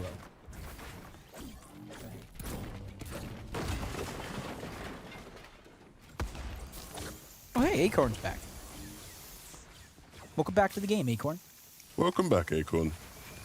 No shotgun for Acorn, though, and not even a Mammoth, so no heavy-hitting weapon. It's all going to be about spraying for Acorn. I want to say at least there's a lever. But compared to a Havoc, I can see why he may be opting against it. Keep his legendary combat with the right shots, he could probably deal a little bit more damage in a quicker time. Rising user, just 1 point shy of first place. Just re-farming. They have some of the highest elevation up until this point. Just trying to make sure that materials match the situation that they're in. Only Aviv and Skittles can top them when it comes to high ground. As we continue to look and just check up on a lot of our teams. A moment ago, Pars was 200 above. Now he's 142 below and continuously falling with no opportunities in sight, or at least no safe ones. Yeah, nothing's going to be gifted to him. He needs to work and fight for it. And unfortunately, Duke and Edgy are just such a hard domino to tumble over. It's like fighting through a big brick wall. He's not going to be able to run through it. He's trying to build over it right now. Literally no opportunities and a few seconds left. He goes down just at the tail end of that one. First place, he definitely kissed that one goodbye, but at least he has one more game to make up for it. No placement points being awarded so far, just single elimination. It's Bolt and Thor, another team. Chapter 4, Season 1. They won FNCS NA West before the regions combined. They already have their ticket to the Global Championship. It's all about building upon the foundation they've laid up until this point. And their team, you always see them towards the top side of the leaderboards, qualifying for solo cups, duo cups, and FNCS finals, so the potential is definitely there. As Rise and User being the focus just a little bit from Caskers and Revise, but they hold on to their position. And the spray is going to stop, allowing them to continue on, gathering this information, peeking through the cone. What is the right rotation? We're going to figure that out there in a few moments for Rise and User.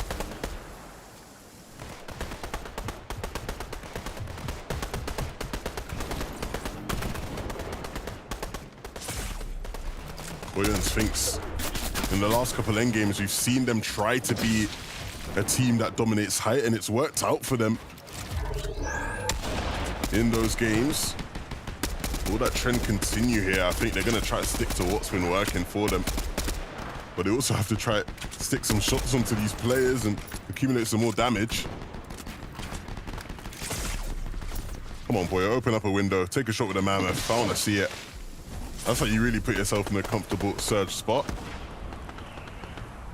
Definitely is high damage output and just a single shot. And that's just a body. Add on to the head as Acorn and Cold.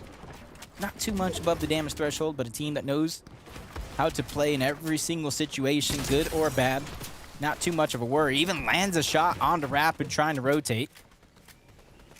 PKC, when it comes to their Storm Surge, doesn't necessarily do too much to rise them up the ranks, as the rest of the lobby continuously getting proactive about where they're going to pick it up. First, the slap splash going down, so you know a rotation is going to be imminent for Cold and Acorn. On the other side, Caskers gets shut down. Him and Revise fall. They were looking good just a minute ago, but it goes to show 1 second is all it takes in Fortnite for your world to get tossed turned upside down.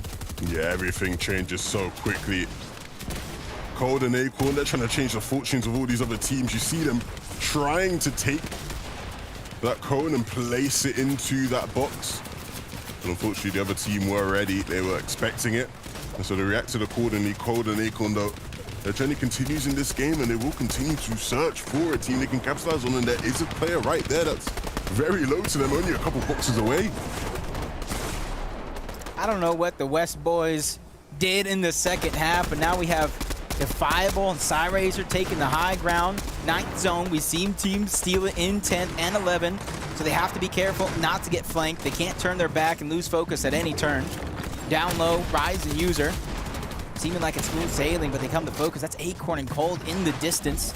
Trying to get a little bit of revenge for a couple of games ago. 484 above the damage threshold. That's not their worry. It's about safely rotating towards the next zone to where it is so congested, forced to recycle a lot of builds, and just like that, high ground's taken away. They go to the front side of even Skittles, and they build right on up.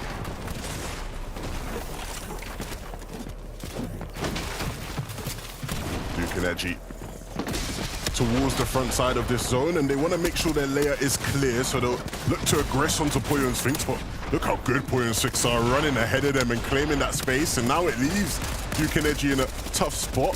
Peterbot and Larson, they know plenty about tough spots today. They've had to fight out of them all day long. And even though they haven't always been successful in those fights, they'll try their best here. Very much looking upwards, Peterbot. He knows which direction he wants to go in. Boyo and Sphinx, though, we saw them on the low ground a couple seconds ago. They're now having to play catch-up as they run and try and wrap around the zone back towards the front of it. Yeah, luckily for them, they preemptively popped the Slurp Juice, knowing they were going to have to stagger themselves in the zone if they wanted a safe rotation. Still yet to make it there, but you see them going up a few layers before that is going to be a possibility. High ground still being held by Avib and Skittles. Contested for a short moment before they immediately drop back down. Rise users, they're trying to gain this beast control. They have another team towards the low ground. They're trying to make it a focus. They're trying to stay ahead of them as well. Block off their path. Give them no way to go but out. Yeah, they are so good at just pinching teams in and making them feel uncomfortable in these end games. But now it's about finding a clear layer, finding some space, because you don't want to be caught running in the back. One of the few end games you've got to see them together in the past couple games, and so let's make them. Most of it is what they'll be thinking as they jump on in. Rise jumping into boxes. He's the aggressive one right now. You expect to see User making those kind of plays, but Rise will never shy away. And again, running back into the zone, wrapping around where they can. Yeah, truly showing that both of these players are a jack of all trades. They just play into their specialty, and it didn't work last game, but Kanata and Agers try again. They have the high ground for now, but can they hold on to it to the very end? Rise being forced back, trying to aid User. They're both getting backed up. Multiple shots coming in from different angles, but he makes the smart play to disengage, stay ahead of all this madness. You don't want to fall behind the curve, especially with the zone moving up the mountain. You can see them now focusing their attention to these players in the back. Big shots from Rise, trying to connect with more. But he has to wait a moment. Now jumping up, players falling down. Both these players getting split for a moment. Rise, you need to use the med miss, not big pot, my friend. And make his way back forward. Users claiming space, and so when Rise does eventually get back into the zone, if he can get back into the zone, there will be a tarp waiting for him. And he needs to try and dodge these players, but he doesn't want to dodge anything. He wants to just fight, and fight is what he'll do. Convict gets taken out by Rise. And that might not be the last player to fall down at his hands. User finally falls. They weren't able to get to each other, and that really did cost him. But now it's up to Rise to continue these solo heroics. Yeah, win or lose, Rise has dealt so much damage to the leaderboard. But Kanata and Agers, it's their chance to shine, their chance to rise up the leaderboard to 2v2, and they have every advantage in the book, including all the heals. But Agers, he's playing it slow. He's out of materials. The Breacher coming out from Kanata, trying to cause destruction, cause some confusion, not let Bryce and Chubbs know exactly where they're coming from, as Kanata once again staying ahead of the zone. The heals, very, very minimal, if any at all. So it's now or never. You have to finish the fight. Chubbs gets dropped. So does Bryce. Kanata and Agers, toe-to-toe, they take the game. I said I wanted to see the signature win from them today, and they gave it to me in game number 5. Jacob, these guys have been so consistent throughout the day. No other team has really been as consistent as these guys when it comes to making it to end games. But finally, securing the victory royale and doing it in emphatic fashion as well. Look at some of these shots Agers was hitting from above. Yeah, it's huge for them to be able to take this game in the fashion that they did, because we saw Baka and Pars go down. We saw a lot of solo play. They started the game in 4th place at 172 points. This is a huge moment of opportunity for them to possibly get 2nd or even 1st, because you got to also take note, Rise and User also stayed to the very end of that game. With the leaderboard this close, who knows who's on top? Yeah, look, I really want to know who's on top. So I'm going to send it to the analyst to quickly break it all down so we can see that leaderboard and see who's on top. Thank you guys so much. Game number 5 is all done. And after game number 1, Agers and Kanata, they said 2nd place was not good enough. We would like to add a victory royale to the day and come back here in game number 5 to lock it down. And with 8 eliminations, they want that 1st place spot, Vivid. They are saying this is our day. We need to push it. We need to treat this like a grand finals coming up, because we have to make sure we're going to globals. You said it, they want that 1st place spot, but 1st place spot will be the question. Who actually is going to find themselves up on top? But Kanata and Agers found themselves on top of the lobby this game, and finally we see them on height with enough materials to kind of survive throughout the rest of the lobby, apply enough pressure to deny access to anybody trying to contend it, because I feel like every single time we tune into them, in whatever endgame they were in, they were kind of looking towards high ground, or they had it at one point during the game.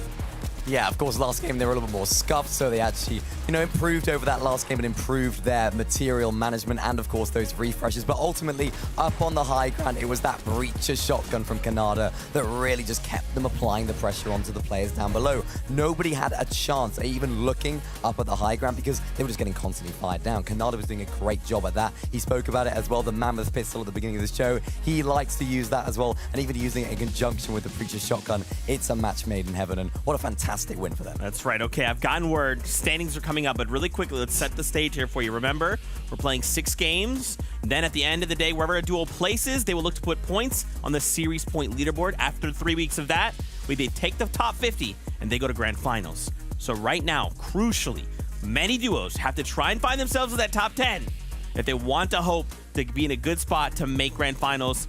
With that said, let's take a look at the standings. Let's see how things are going. A single game left to go here, and NA, and it all could be the difference. Now, User and Rise, remember, if maybe you're just tuning in, you missed the first 5, welcome. Don't miss out on this last game. But these guys have held the lead. They missed qualification in Major number 1. They want to end the day in first place because that would be huge for the duo. Now, also, Agers and Kanata, they're creeping up, right, Vivid? After that Victory Royale, after those 8 eliminations, they're saying, look, first place, you're not that far away. You slip up, it's going to be ours. Yeah, I mean, but let's talk about User and Rise, right? Because, you know, games 3 and 4 were a little bit of slip-ups, but finally they're back in form, right? Finishing game number 5 right there, 3rd place, 6 eliminations. But the thing for me is that it was a complete switch-up in terms of the playstyle. I mean, we've seen them consistently look for the high ground throughout the day when they've made it to the end game. But look at their position right here. They're completely on the low ground, and they just worked the boxes around them and looked for eliminations throughout the entirety of this end game, and they still had so many heals and so many mats to work with. Yeah, they did. And this is the result of when they're both alive in the end game. In the last couple of games, we've seen one of them go down and one of them have to clutch up in the latter stages of the game. But although they did get a little bit split here, they got a little bit sort of separated from each other, but Rise managed to clutch up with some crazy eliminations. It's all about staying together. It's all about staying alive in this end game. And when they are together at the end game, these are the results. Man, I'm stressed. I'm already stressing out, okay? Classic Zeke, let's just stress out in game number 6. Why not? Let's go back to the standings. Let's call out a few more things here. More duos to look at, of course. Break down what they pulled off here in game number 5. Take a look. Acorn and Cold. Hey, jumping up 2 places. Okay, I'm down for that, right? Now, remember, these guys, they're already through. They have their global spot. They're fine. But now they want to turn attention to everyone else and just say, hey, listen, we can play spoiler on you. We can make sure we gatekeep you a little bit. Now, if this is globals, Vivid, do you think that right now they are in proper form to compete with all of the regions that will be at LAN? Acorn or Cold, I mean, yeah, I feel like this game, throughout some of these games right now, they're probably just having a little bit of fun, right? They're just kind of running around. So the performance probably isn't the best or what, you know, they can definitely do in each and every single one of these games. But I think we sold our full form in game number 2 there, where they did get that victory round. They had 12 eliminations. Yeah, we've seen them adapt a lot today as well. Those mid-game rotations, we've seen them be their demise earlier on. So they've actually adapted, they've actually learned from how the meta has shifted and how things have played out, especially with those mammoth pistols. They've already had a few issues with those in the beginning. So now they're actually finding out how to make it to the end game successfully together as a duo. And it's just incredible. Yeah, and I love that too. Jacob kind of called that out at the beginning of the game, right? Some duos, they're still trying to adjust to the mammoth, right? They're kind of used to playing this old play style, but you have to be cautious. Now, one more time, those standings, we've seen that top 10. I think we kind of need to set the stage because remember, we still have 11 through 20 to talk about as well. Only a couple more minutes here before we jump back into all of the action. I'm hyped. Vivid, are you excited? Because I'm stressing. Stress levels are through the roof, bro. You know, I feel like when we're looking at the leaderboard, the top 5 teams, right, they've all pretty much made it into grand finals at this point because they had, you know, solid finishes in week number 1 and now week number 2 as we go into game number 6. But yeah, a lot of those teams got to step it up. We talked about, you know, teams earlier on where they didn't play together in week number 1. So they have 0 series points for that week.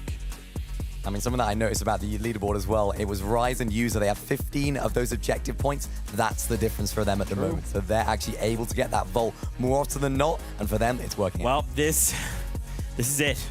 One final game, objectives, victory royales, eliminations. No one can make a mistake. Let's do it. This is the final game of week number 2 in NA. It is time, Levin. It is the final countdown, the last go around from teams, and what was once a close leaderboard has spread out just a little bit more.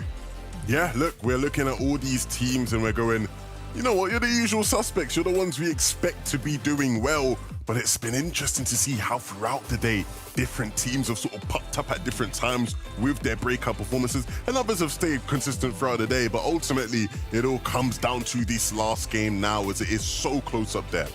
Yeah, and without Surge Week, this major. It's those top 50 teams, and that's why you're seeing the fight. Even at the lower half of the leaderboard, every placement means so much if you want to make that grand finals. And who will get that auto qualification in this week? We'll find out as Game 6 begins.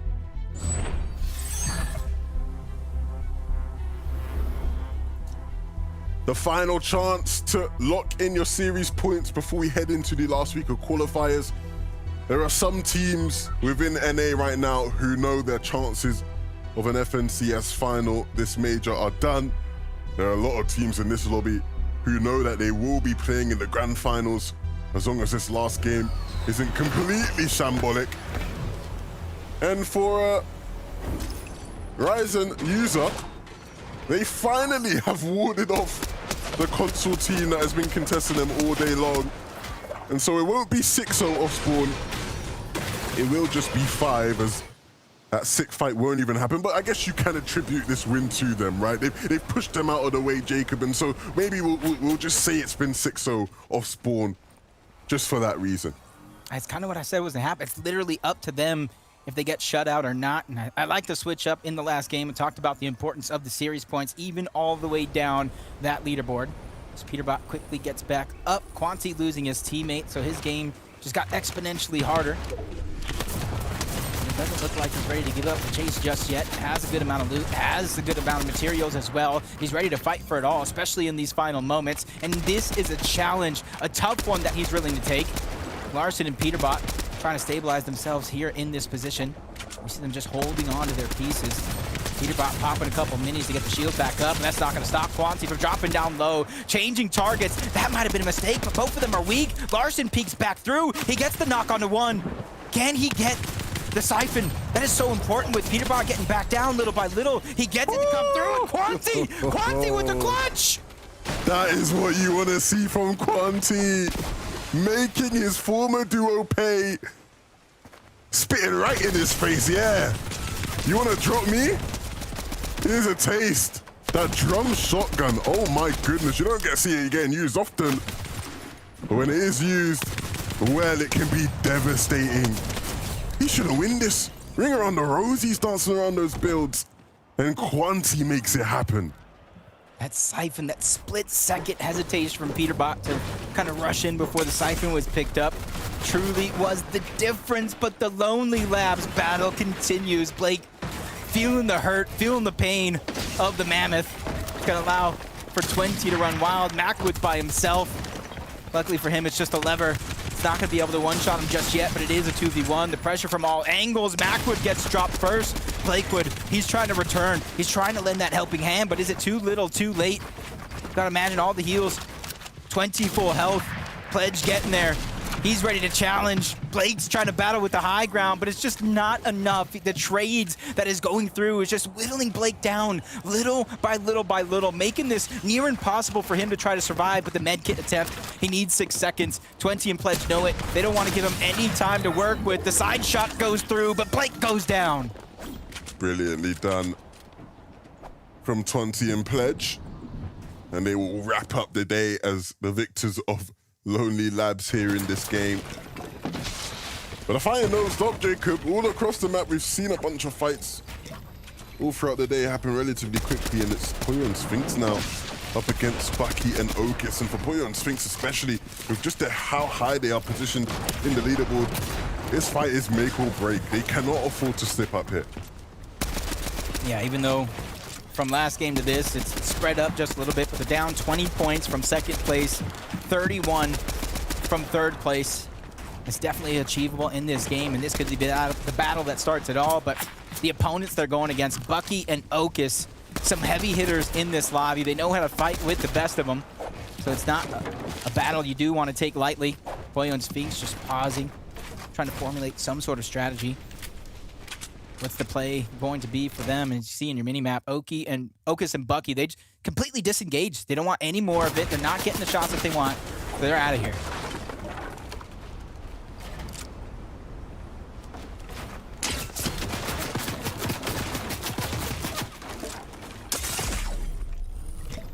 Ooh.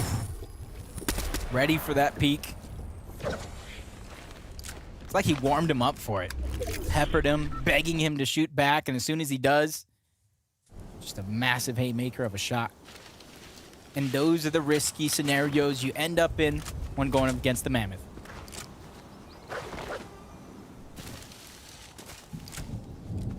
How many times are we going to talk about the Mammoth today? As long as they keep letting us. As long as it keeps happening. Through the 5 games, there have been 79 pistol eliminations in NA compared to 71 in EU. Okay. That's a little scary how not only are they opting to drop the AR overall, but the huge increase in overall eliminations, and you're going to see that progressively kind of increase. I bet you if you made like a graph of just pistol eliminations throughout the year in all FNCSs, you would just have a massive spike this week compared to the rest of the year. Because we truly haven't seen anything like this in a long, long time. MPen going to work at Frenzy Fields, and even when Bilo was taken out, still made things happen and continuing even after the fact there. Curly didn't see it coming and so punished, and so now MPen will pick up the reboot and Bilo will be able to play the game once more. MPen and Bilo, they need to get as many points as possible. They need to follow it up with a week 3 performance as well, and that's just kind of the dangers that the format gives out to some of these players. There's no chance for mistakes, no safety net in Surge Week. You don't get top 50. It's as simple as you don't make grand finals. But over to Rise and User, who've taken first place back after that game 5, lasting long into the end game overall, even though they didn't end up victorious. It's all about consistency over 6 games. You can see them chopping down the tree. We talked about their surge plan and how they get it very, very early on. They don't rotate far off of their drop splat to get everything that they need for their game.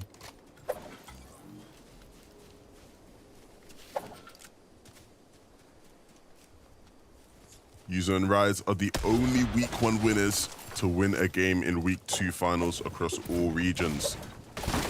Last week we saw some one-hit wonders apparently, but these guys are the real deal. They are megastars, hit after hit it seems, and might just win another week back to back. That would be something, wouldn't it? Acorn and Cole though having some struggles. If they can achieve that, that'll be huge. Booger and Threads continuously rotating from the southern portion of the map. Now find some struggles here at Mega City where so many teams begin to battle it out. And this is where he's looking around every single corner. You see how dangerous it is. Shots coming from all directions. Finally reunites with Threats yet again. Slap Juice is coming out. Even gets a refresh on those slashes to try to keep himself going. Not a ton of HP and shields until now. And this is where they're going to try to find their footing in this fight yet again.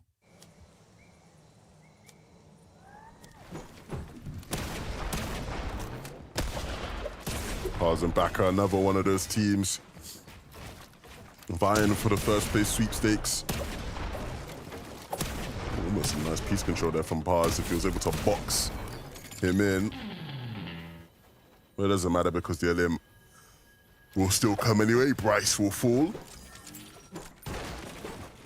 That Mammoth upgrade. That's scary. Grabs him on his ankles, make sure he doesn't escape the box. Now gets a huge upgrade.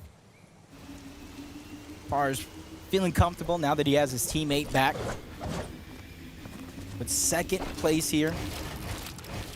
Agers and Kanata, they've been doing consistent work throughout the day to get to this point. 2 different games they battled for high ground. Only one of them they were able to pick up the VR, but it shows their consistency to go for that high ground.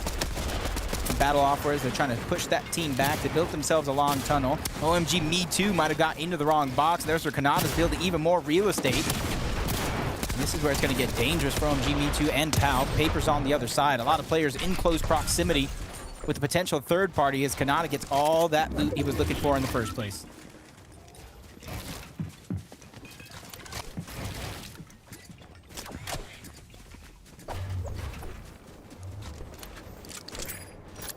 two teams. Nice that actually shotgun win. upgrade as well.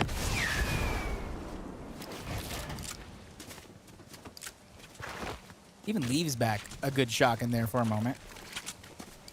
So if anybody goes, because you see a lot of players go into these boxes where they know caches were kind of boxed up on and they try to scavenge together. If anybody goes into that box, they're going to find at least some treasures that were left behind. And you can tell by Kanata and Age's rotation trying to go towards the south. The zone might be trying to center up, which is kind of good for a lot of the teams that are on the outskirts. As Bolt and Thork, they're getting a weapon cache of their own. Everybody at this stage in the game, as third zone does appear, that's when the caches spawn, and that's where teams like to use different tactics, from the mud to augment combinations to the rifts, to try to get there as quick as possible, box up, and just try to push these teams far out and not let them contest it.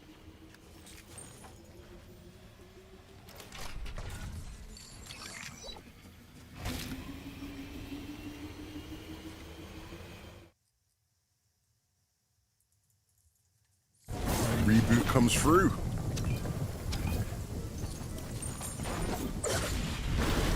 It's impressive the amount of times we've actually seen either Cold or Acorn get rebooted in these games and still end up with a top placement. I was wondering where you're going with that one. As well. You know, it's just one of those things to where typically if you're forced to get rebooted, history says it's not on your side. You know, and I'm not going up against history. And for Acorn and Cold, you know, it's impressive. They're kind of like matching in a way, even though they're not contested off the drop, the nature of Malibuca and Thomas and what they're doing with the adversity they're facing through their matches. I would still be concerned at the amount of times they're having to be rebooted. But that's just because I'm far more pessimistic than you, Jacob. I'm an optimist. Glass half full, because then you can drink more water. Munition. Osit. This is one of those patient plays. They know he's here by himself. High ground. Miss Mammoth on the first one, but the second one still drains the shields just like that. And this is where the Nightmare comes rolling in. Multiple angles being taken. He tries to drop a layer, but they're not letting him escape that easy. They dealt too much damage too early on to let 2 points escape him just like that, but he turns, burns. A huge shot being fired onto a Minish, but the multiple angles and the numbers game is just simply too much. Minish doing the business. Threats going down in the field. Oh dear, it's not been too great for Booga and Threats so far. User running off right now. Where's Rise? Is the question. Okay, I see him. To the left. There's a team in between them. Left. Okay. My team is still left, I'm just saying. Are we at that point in the night? I'll put it on pause just a little bit. I'll put it on pause. User and Rise, perfect rotation. Everybody knows where the mud is at, so you can kind of see them make it a part of every single one of their rotations, rightfully so. Without mobility, it's almost a must. Kanata and Agers once again show the dangers of the Mammoth. The combination, 100. Oh, 3 straight shots onto Okus and Bucky, and they're going for Rift Island, business as usual. Yeah, that's something, isn't it? 240 damage. And then you have Agers with the MK just making sure nobody survives. And just judging by the minimap, you can see Okus and Bucky, the only ones challenging that high ground, so it's not going to take them long to get back into the game. As we continue to look around, a lot of our teams that are positioned at the top of the leaderboard, Baka and Pars, doing a good job, but up until this point, Poyo and Sphinx, they're the contenders in our top 3. Taco, how have they been faring as they try to rise up first?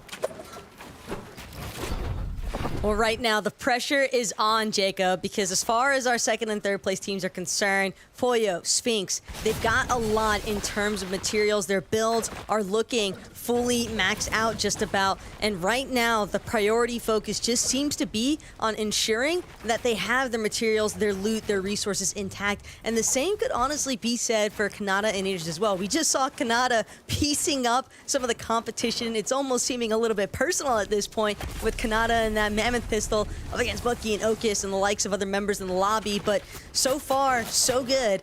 Whether or not these teams can close it out with a strong finish is the real question, because first place is still up for grabs. Strong finish is surely needed especially since it wasn't as close. The 1-2 point differential that we had going into that 5th game. Now it's 11. Now it's 30. Even more so as we go down that leaderboard. So the more chance to kind of get those series points are going right out the window as long as our team survives. Reed's going to take down Thoric in the feed. Haven't seen too much of him, but better late than never, trying to pick up the points and the pace as well as Rise is separated. You see Pledge and 20 inching in on his position, but it's not going to back him down. The roles have switched. Rise is turning into the fragger of the group and just taking names left and right. Now Pledge is left by himself, and with those mythic flapjacks, no time's going to be wasted getting into the box. Yeah, I've said it many times, man. That mythic flapjack, like when you are forcing your way into box with that, it is just devastating, man. Absolutely devastating. Reet and Ritual. In a bit of a pickle here. The one they're making good work of. Ritual does fall, but Reet was there to respond to bolts. Just trying to see exactly where they're positioned at on the leaderboard in terms of Reet and Ritual. About 30th place, so there's still room for them to kind of move up the leaderboards. Gather those series points. That's what everybody here is fighting for. Some more than others in terms of total quantity. Some players here on the day are fighting for that qualification here in week 2 due to the amount of series points they've been able to get in week number 1, but Cold in the feed is going to get dropped. One of those possible teams trying to fight for it if they can finish here at the top of the leaderboard is Acorn being stuck by himself. They've already rebooted each other once in this game so far. So I can finally see what you're saying about the worries of that reboot, the consistency of it happening. But at least both of these players are extremely skilled. They can get out of every tough scenario at a moment's notice. Acorn trying to go on the offensive as a solo. Not scared to back down from any fight. Taking control of a lot of the real estate towards the low ground. That way he can move in and out of these covers effortlessly, even with a flapjack. Trying to cause the destruction. Acorn takes a huge tag. Back-to-back shots. They finally go down. And that means the top of the leaderboard is open for the taking. That's tough. Yeah.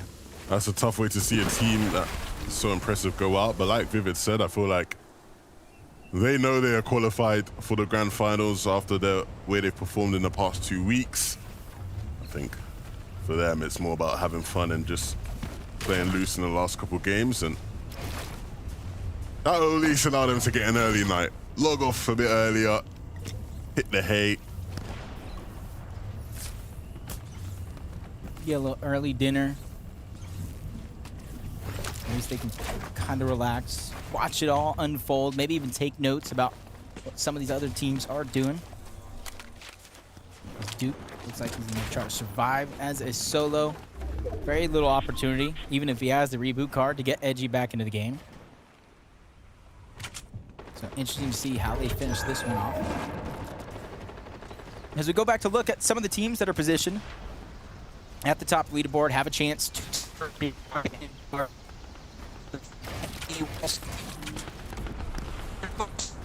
us all proud. That's why I keep mentioning it. A lot of people didn't give him a ton of credit going to this. A lot of people didn't think the region could compete at the highest level, but I think there's a bunch of names that are consistently proving people wrong, and this is one of those teams.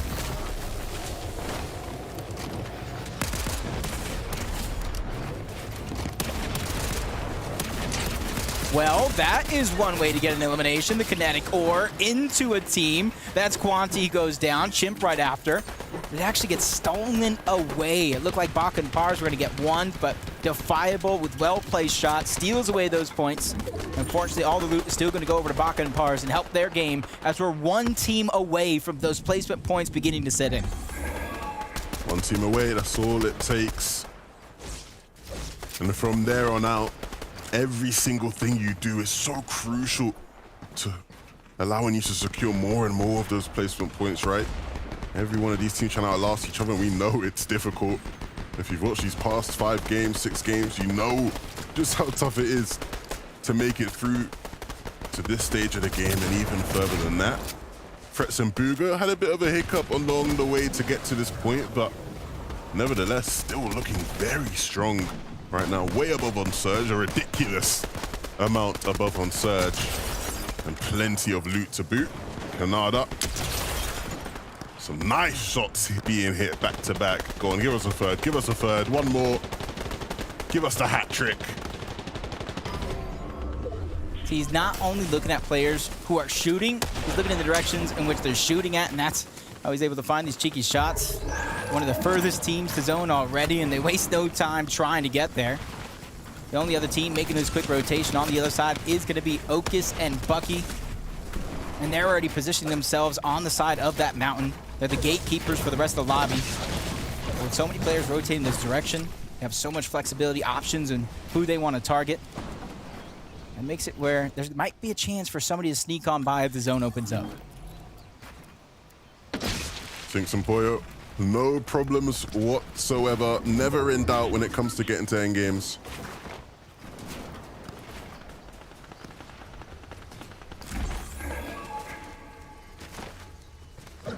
Trying to make this quick rotation. It's 500 above the damage threshold, so Storm Surge is not going to worry. Might be in the back of their mind, though, if the lobby does dwindle down quicker than they would expect. And if you see the rotation, almost looks like a clear rotation, especially with the lobby a little distracted. Even with Agers going down, he gets taken down by Defiable. Kanata is weak, so he's going to have to stabilize himself. No peeking for you as Pollo and Sphinx find themselves a little crevice on the edge of zone with some height. I like the position in which they're at, but now Kanata by himself. We talked about Agers just going down in the feed. If he wants to take first, he definitely has a mountain to climb, especially with Rise and User still at the top of the leaderboard. Where will that first move in zone pool is the question. And how will Kanada respond all the way to the south threats? He's lost Boogas. I was talking about how stacked they were in terms of their loot and everything they had. And that's quickly all dwindled away. No materials really left and no teammate left for threats. Kanada lining up another shot, potentially will pass peak out. No. Oh dear, the timing. Tagged up in the high ground. That's a huge amount of damage. At a position he doesn't want to be in, but almost a nice shot. 150 straight to the dome of Bucky. That's not going to stop him. They're able to get the Siphon right back up with now all the mats, but the first semblance of the high ground goes on over to Baka and Pars. They're a team that has a chance to win the entirety of Week 2 if they're able to hold on. But Ninth Zone, we've seen it happen already in so many games today. It get taken away because Ninth Zone might be a little too early. Baka and Pars trying to close this game out in a way that they definitely know how to. We've seen them do it. User and Rise. We've not seen them soar in the skies of high ground. But to be fair, if you know Rise, he has always preferred to play down low. And so now they'll start to look up at some of those teams. Anyone that really looks weak, anyone that looks vulnerable, as they continue moving through these zones. Yeah, they're trying to remain on the front side of the zone. They're trying to remain ahead of everybody else. Baka and Pars, they're going to have to go down and connect. That one's going to be solidified rather easy. Backside of the zone, though, Bucky's feeling the pressure. He actually gets knocked. Okus is now stuck by himself. You see Sphinx dealing out a lot of that damage over on the other side. That's Rise. That's Users in their line of sight. And they're continuously dropping down low. They're trying to clean up the Siphon, but Users gets dropped. Users goes down. Now it's all up to Rise. It doesn't look like he can get the revive. So now it's a solo trying to hold on to his position on the leaderboard. User definitely didn't expect to go down. I didn't expect him to go down there. It felt like it was going to be an easier in. And that leaves a world of trouble for Rise to try and carry the team on his back. Sphinx and Pollo, though, down below, they're continuing the work Rise and User were doing. Taking people out on the low ground. There's only a few points left. First place is overtaken. Kanata and Agers are down already. Sphinx and Pollo, they want to taste that victory as well. It's not enough that they have their global championship spot. They want to make sure that they're prepared to take it all at the end of the day. Rise still struggling as a solo. Very little builds left, but he's trying to break through and recycle as much as he can. Even on the other side, the other team in that top three, Baka and Pars, once again reinforce their high ground, making sure it's going to take a lot and a lot of effort if they're going to get chopped down. Hills and old builds to move through has meant they haven't really been able to get involved in the midst of the action and all the fighting that's been going down below. But when the time does come to drop, they will be ready, and they will be much stronger than anybody else left in this lobby. Poyo trying his best not to get back into the zone. And a couple bandages in inventory. I don't think he'll use them, though. The slurp will get him back up past 75 HP in no time. But no materials left means he is going to have to force his way into this duo. And unfortunately, they might just be waiting for him. You can see them there on the other side of this wall. As soon as he breaks it, it could be his demise. He falls back to try change up the angle a bit. But they are not going to take the bait. Poyo will fall. And so now the final 2v2 between Paper Muds and Baka and Pars. This is a chance for Baka and Pars to try to solidify this one with 2 VRs on the day and a chance at first. Paper gets dropped. Baka's ready to finish the game, but his HP is low. He needs the siphon. Slap Splash is coming out as well, doing a good job staying alive and going around the block to take down Muzz as well. They get their second victory on the day. Calm and collected. Did not miss a beat. The siphon at the end there was so crucial. You saw him instinctively go for the body.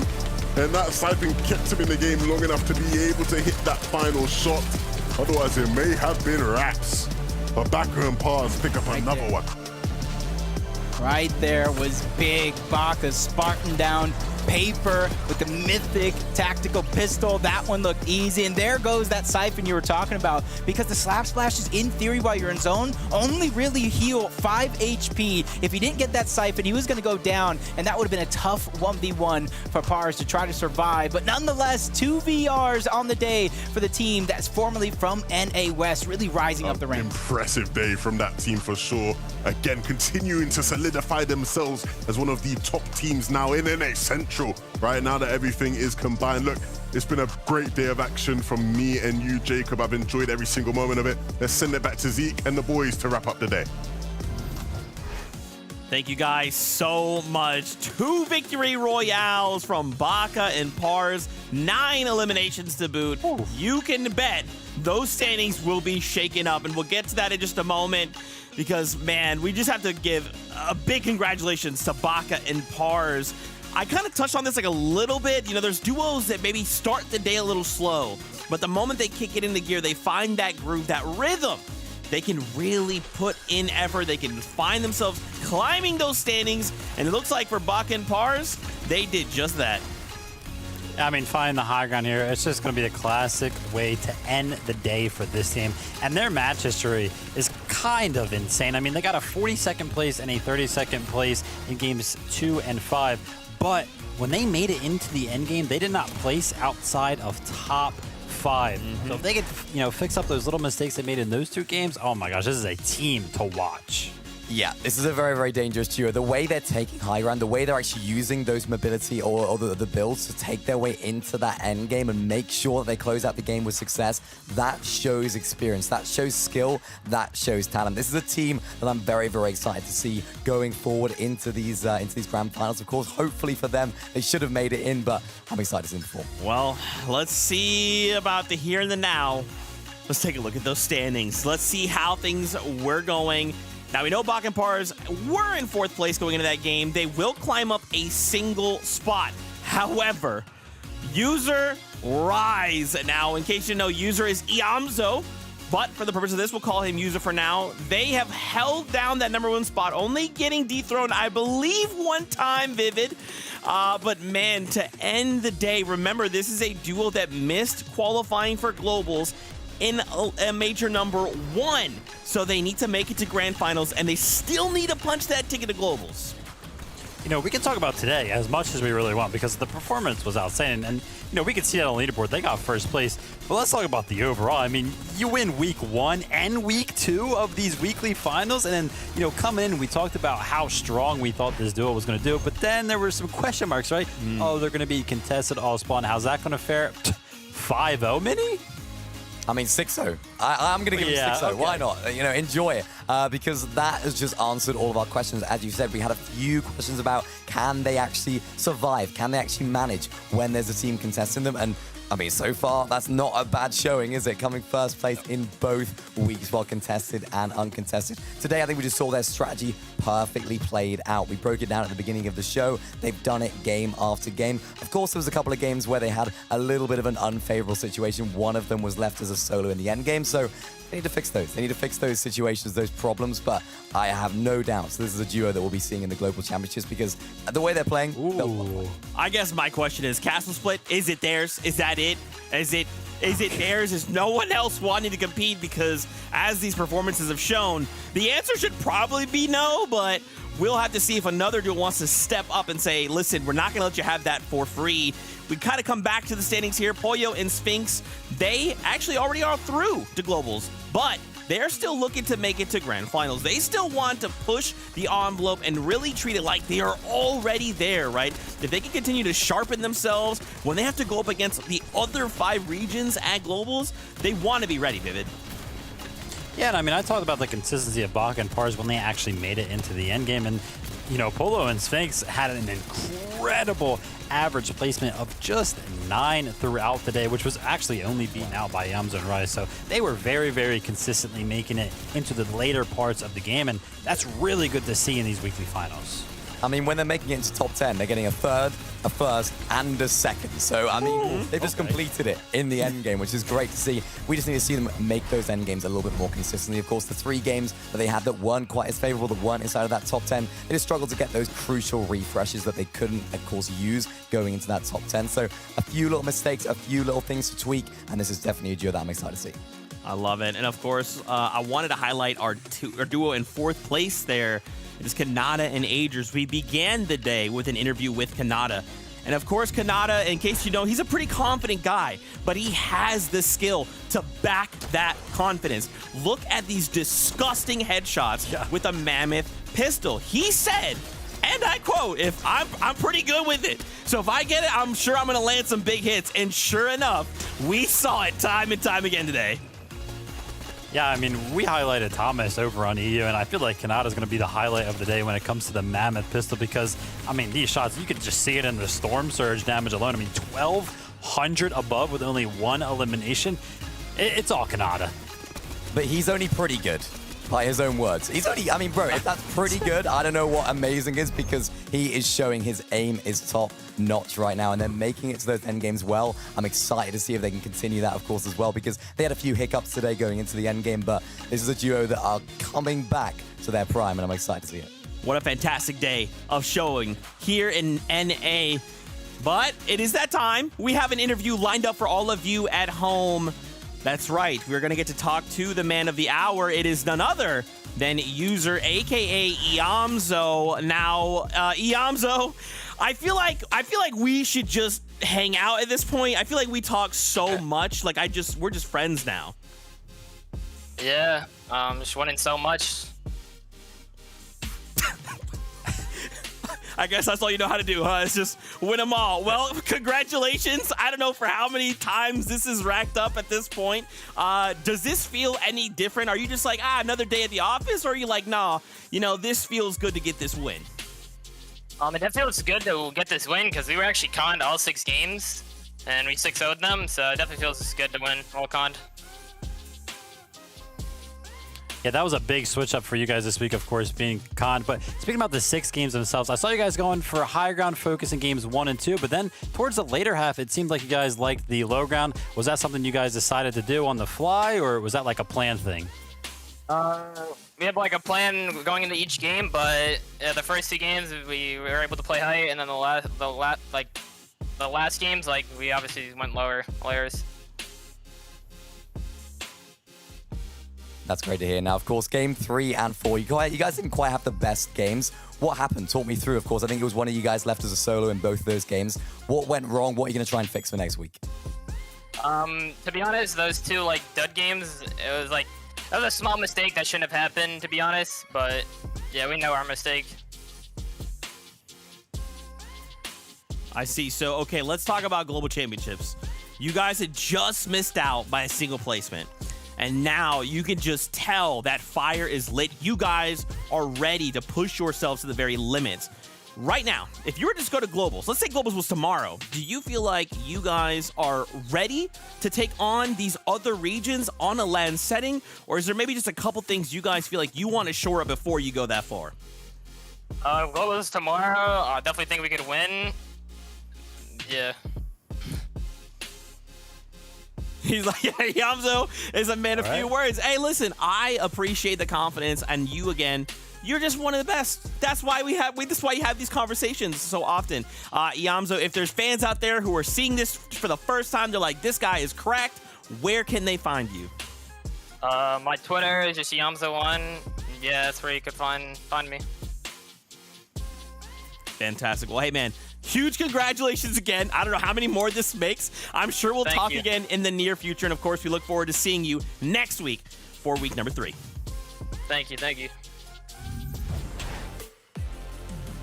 Yamzo. Again, he's a man of few words, but just check the skill, check the math, check the data, and see who's in that number 1 spot. Yamzo and Rise are a fearsome duo indeed. Man, guys, I'm just excited, I think, for week number 3. My question becomes, can they keep this momentum going forward? Yeah, I mean, I feel like they really only got better this week. You know, the biggest hurdle from week 1 to week 2 is the fact that they were contested this week, and that was literally no problem. So I don't see why they couldn't take home week 3. I'm a little bit nervous as to whether other teams that did contest them or are planning on contesting them maybe might try and find a way around their drop spot strategy. So maybe we'll see a few changes going into next week. It's something definitely to keep your eye on. Absolutely. Well, that is pretty much it for us this week. I know we want to watch more Fortnite, talk more Fortnite, see crazy headshots, but that is it for the weekend. When are we back? It is next weekend, Major 3, week 3. There we go. Couple key things here, okay? So obviously next weekend we'll be back with EU and NA. Grand Finals though, August 12th and 13th. Make sure you don't miss out on that. That is going to be an initial couple spots there going to Global Championships. If duos can place high, they can claim those spots, they're good to go. Next stop is Globals. However, that next key date, August 20th, this is the last chance major, and just as the name suggests, this will be the final opportunity to earn spots to the Global Championships. We'll discuss more of that when the time comes, but for right now, we pretty much have to say goodbye. And speaking of Globals, don't forget, tickets are still available, so if you want to go, check this out. This is the Global Championship. The best players in the world all battling it out. Insane matches already today. These are the moments that make these players championship material. One chance to make it happen, and they take it by force. It is going to be absolutely insane.